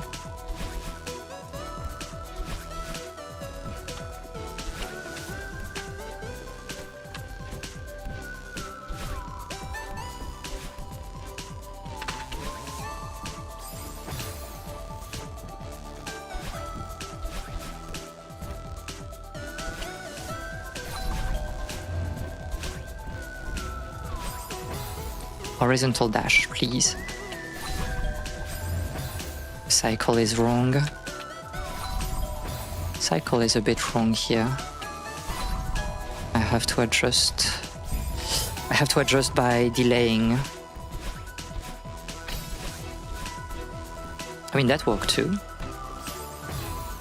So you can do this. Interesting. We can, okay. I don't think I was doing this back then. But I guess you can. You need to time it properly so you don't hit the... Okay. What if you send it immediately? Yeah. Send it immediately, but delay like the second... Like this, this... And this is the one when you need to delay your second jump. Interesting. I don't know. I don't know why I'm trying to learn new things when we're just trying to finish casually the game.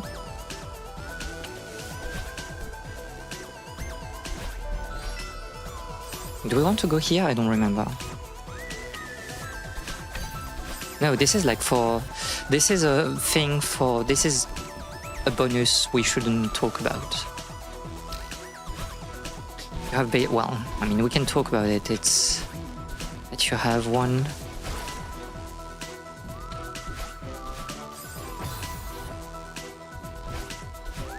No, this is just for a strawberry as well.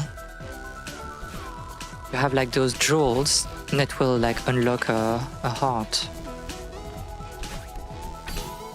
If you collect them and you have one in every zone of this final level.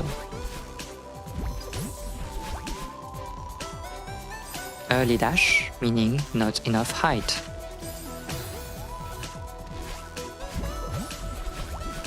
Again? Again?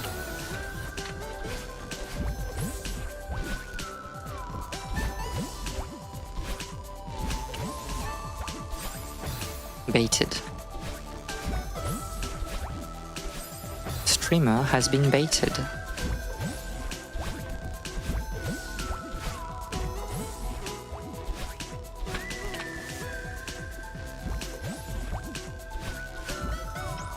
Okay, that was bad, but, well, he treated you like garbage. I still care about him.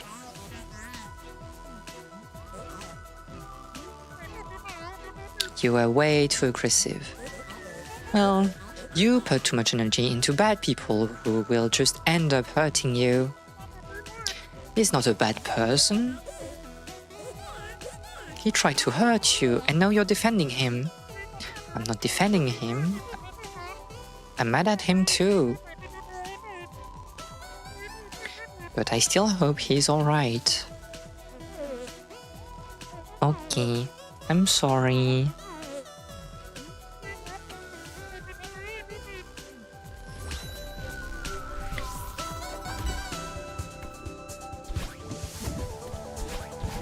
Okay. Well, if you don't time the jump, it's just a bit miserable, right? Oh, I have no memory of here. What am I doing?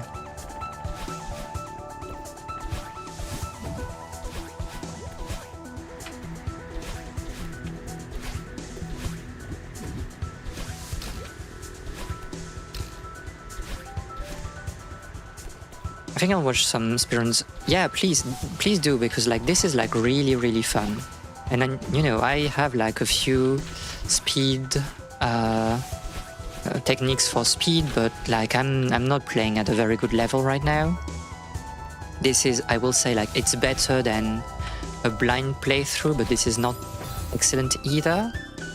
And watching like a speedrun going at full speed, this is really, really fun.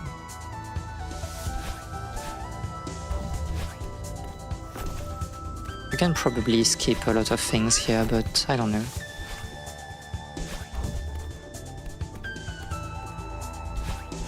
You know, at the very least, if I'm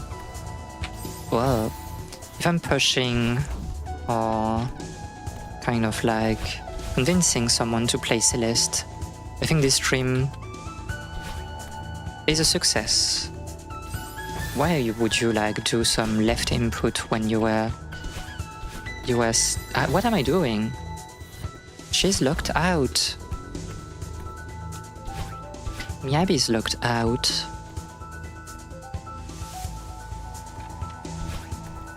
You just have to wait here. I think we need to go there, right?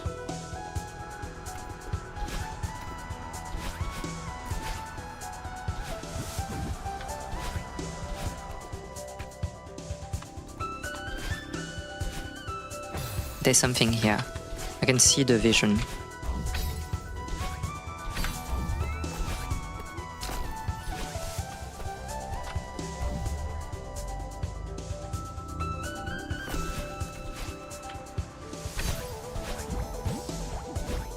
I'll check also what's the world record for Celeste now. Because it's not a very long game. So I guess like everything has been pretty much optimized, right?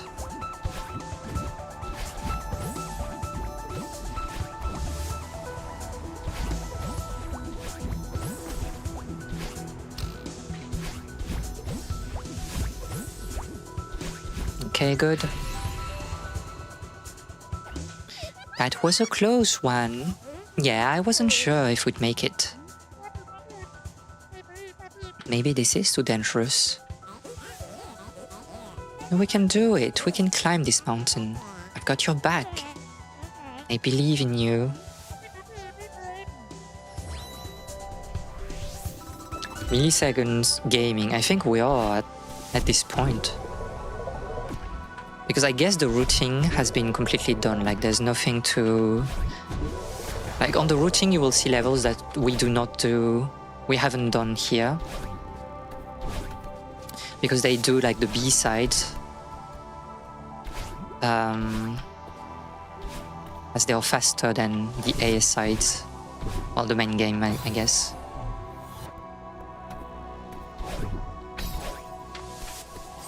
Oh, I can't remember the pattern here.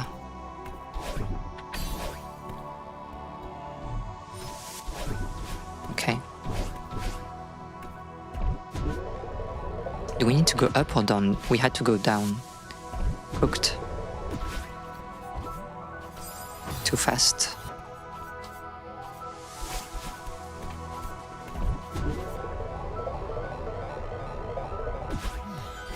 Take the key here.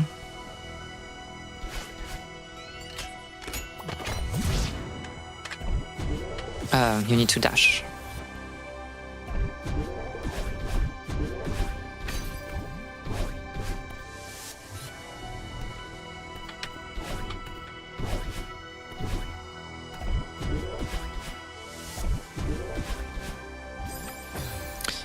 Wait a bit more before going out of the bubble.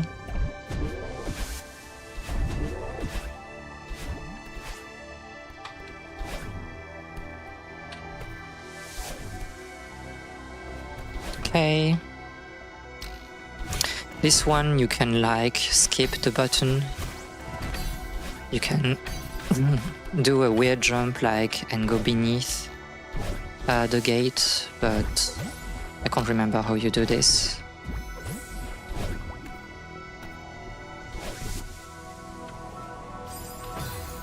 Weird.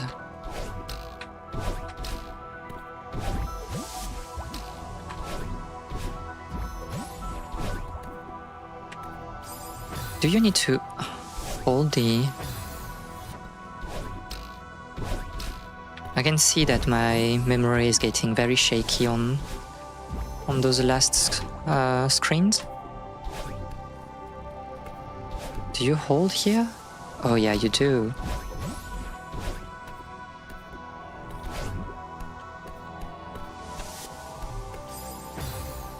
Amazing. Amazing crystals ahead.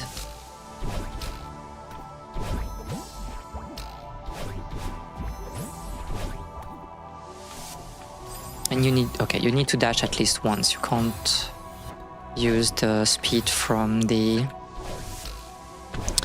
platform to get to the other side. Okay, to this.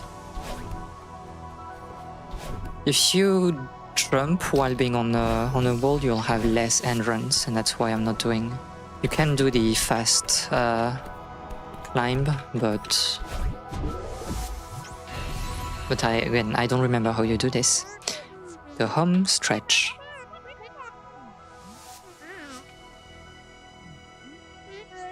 What's wrong? I'm sorry. She's sorry.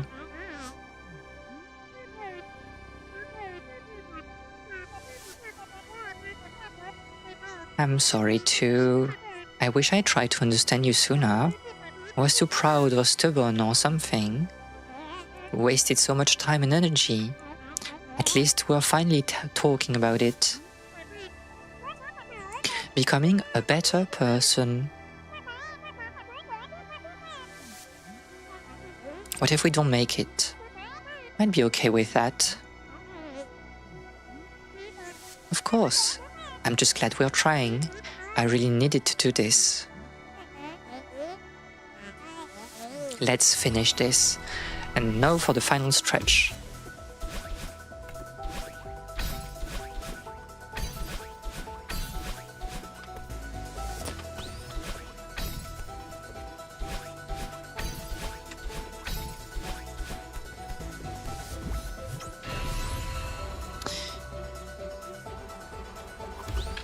I think this is also very interesting that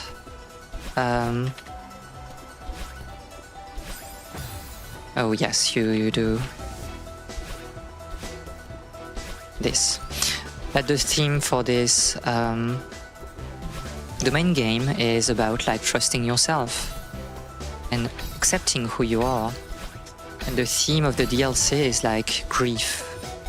How to handle grief. So I don't know how, but you can probably feel it, like the wind is kind of like really pushing me down here. And all my dashes are less effective.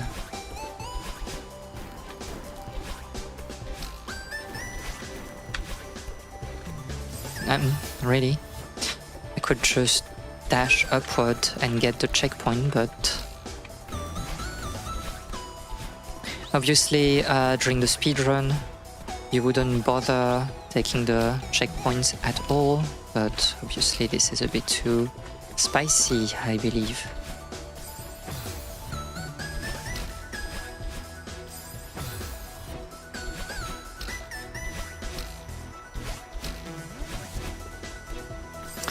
You can't do this.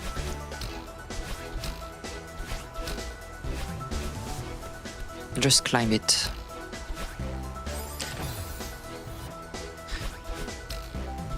I'm not used to physics anymore.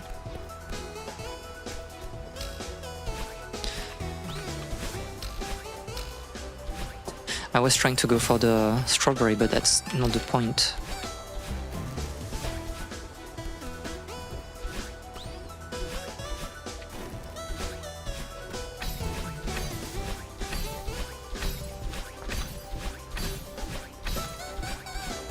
Okay.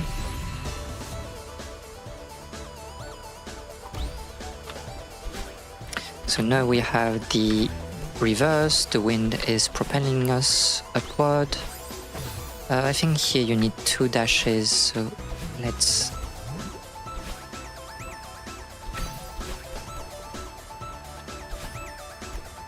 interesting. Not in... Isn't this how you do it? You need one dash here to get over this particular spike. You gain one here. Do you need one to get to the wall? Or can you do this? And you keep 2 dashes here.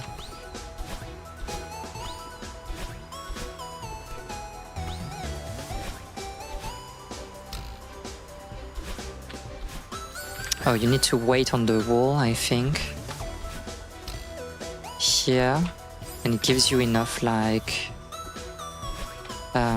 momentum when you jump. To do that, and here. Do you need one dash here?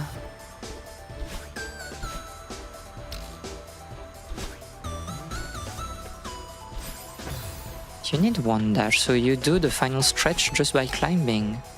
Maybe? Like this is just done by climbing, maybe. No, you need one dash. I don't get. Here you cannot cross without dashing, right? So how do you gain like enough height?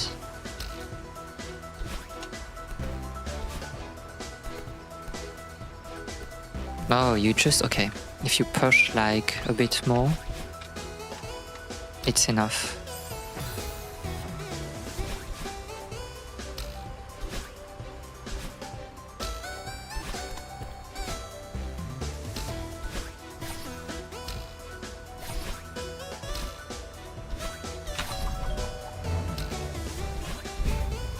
Okay, you need to jump here. You can also grab, I guess, although it's a bit less elegant.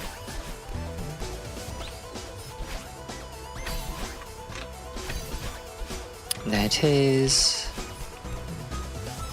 Checkpoint. The bumper.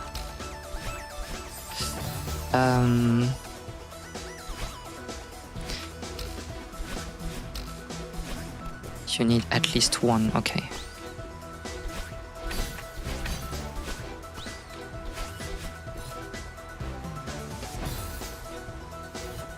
We can do this if we do a jump after a dash, yes. Probably not the intended method in normal, but it works. Just take one dash. I don't know what I'm doing. Take your jump. Yeah. You don't have to dash, thanks to the wind. Okay. And this is the final stretch.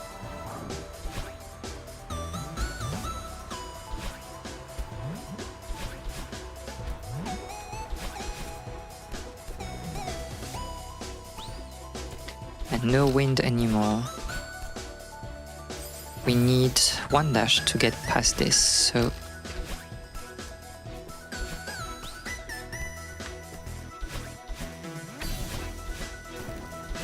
it's kind of like a puzzle sequence also the first time you're coming here, which is why you have those binoculars to check the environment and the path that you'll have to take.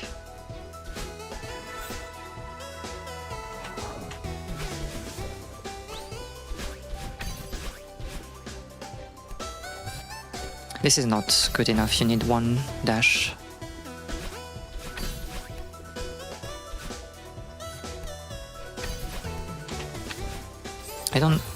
I need to be closer to the wall if I want to do this particular jump.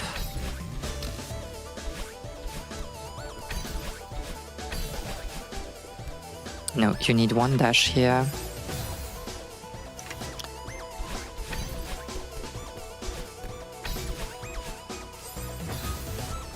Bad momentum.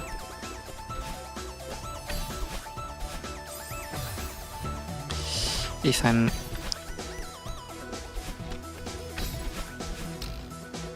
I'm too low, I can't chain the dashes to get there. And this is the last section.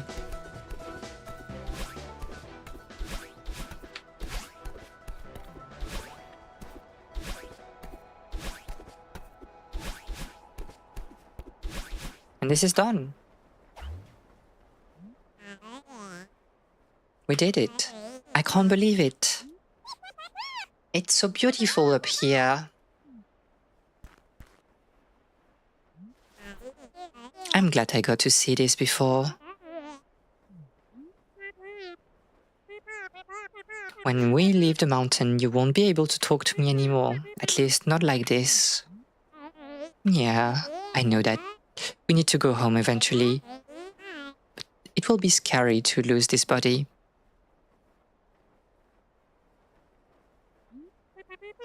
You still exist though. You were part of me before we came here. I know. But I'm gonna have to depend on you to listen to me. Even if I cannot talk to you in person anymore. I just can't go back to how it was before.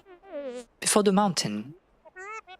Don't worry, I cannot go back to that either. I really want us to work together from now on. I believe you, but I'm still nervous. So now what? Let's just enjoy this for a bit.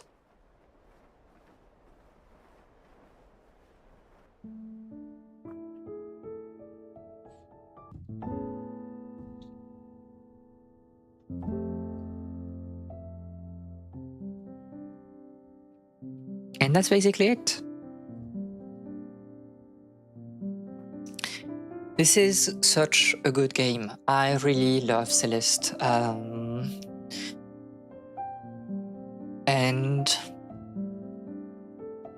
it came at such a special moment, I think, for a lot of people.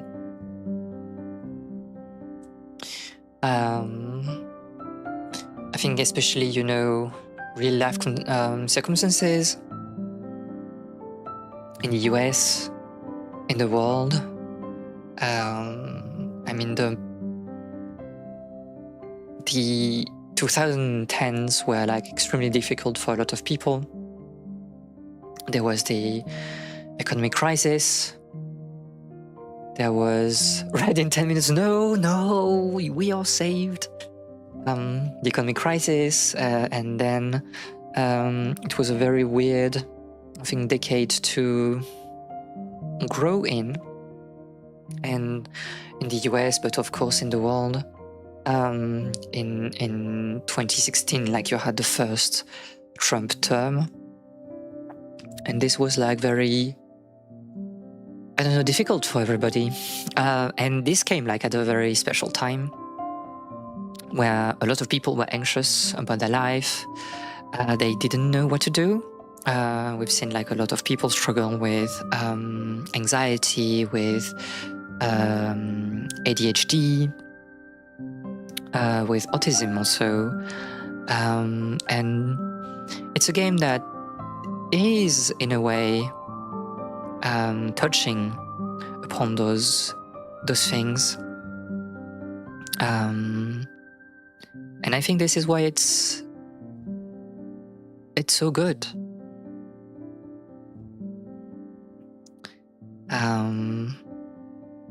It's a game that were very conducive to relaxation, to find meaning in a smaller pace of life, in making peace with, you know, yourself and the others.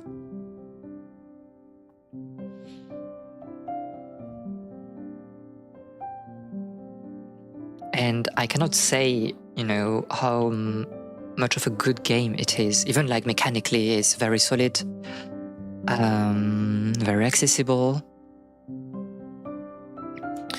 And I think that in an age where, I don't know, being edgy was, you know, still something that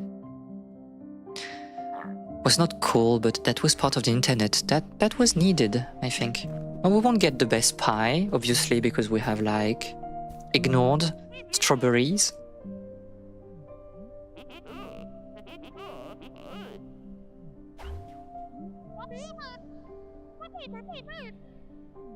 But still.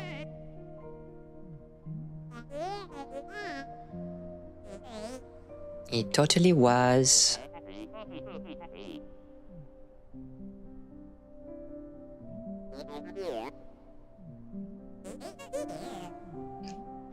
A little bird told me there was to be a party.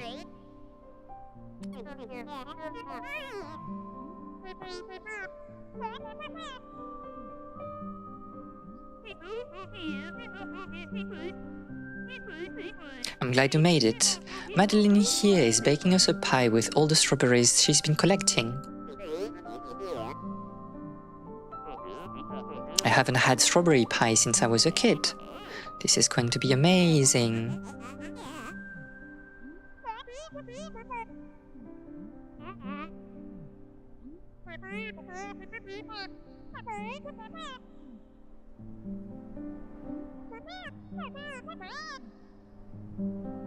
I mean, it's a nice pie. Like, it's not the best ending. Obviously, like, the pie is crazy if you have, like, almost all the berries, but I think it looks nice. Who invited this guy?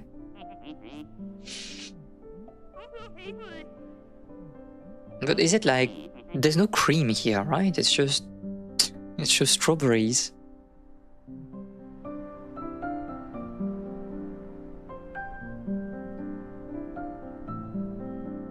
I love strawberry pie. I do, I think I do. And that's basically it. You have like additional content, obviously. This is like the heart. If you collect some hearts in the previous levels, and if you do B-sides, you unlock this special level. The mechanic is like lava and ice. I'll just showcase maybe very quickly before we stop the stream. We won't do the B-side entirely, but you have B-side and C-sides, with B-side being probably harder than C-side. So this is pushing your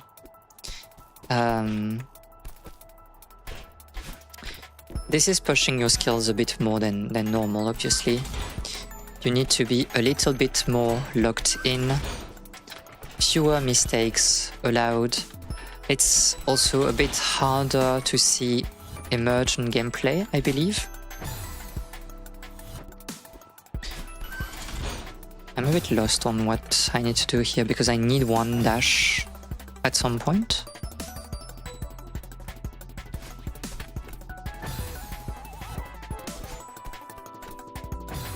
I need to touch.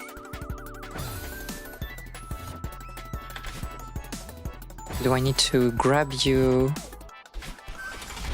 and just there? And I have the, or maybe I have the stamina to do this entire phase, yeah, without dashing at the end.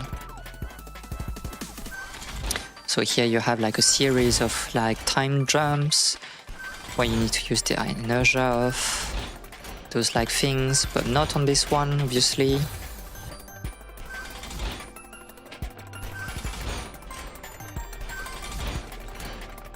So yeah, a little bit harder for the people that, you know, enjoy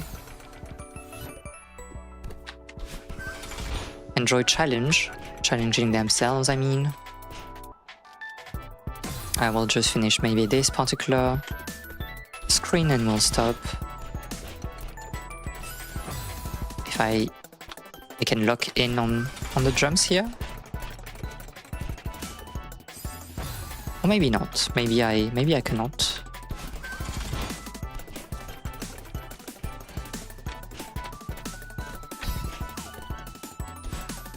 Just enough. Well, she said she wanted to do only the previous screen and now she's chaining with the next one. I don't know. Yeah. But that's... oh yeah, because you want to... I see, you want to be here for some reason, like, and then you need to dash to the left, so you can use again the bumper, something like that, maybe. I don't know, I haven't done those sides for so long. And you don't want to dash because you want to hold and dash only at the end. Whatever. Completely locked out. Yes. Just thinking about the ad phase. Let's not talk about the ad phase here. But yeah, so this is fun. This is a nice game. You have like a lot of content. I think you need to do like this particular level, and then you unlock the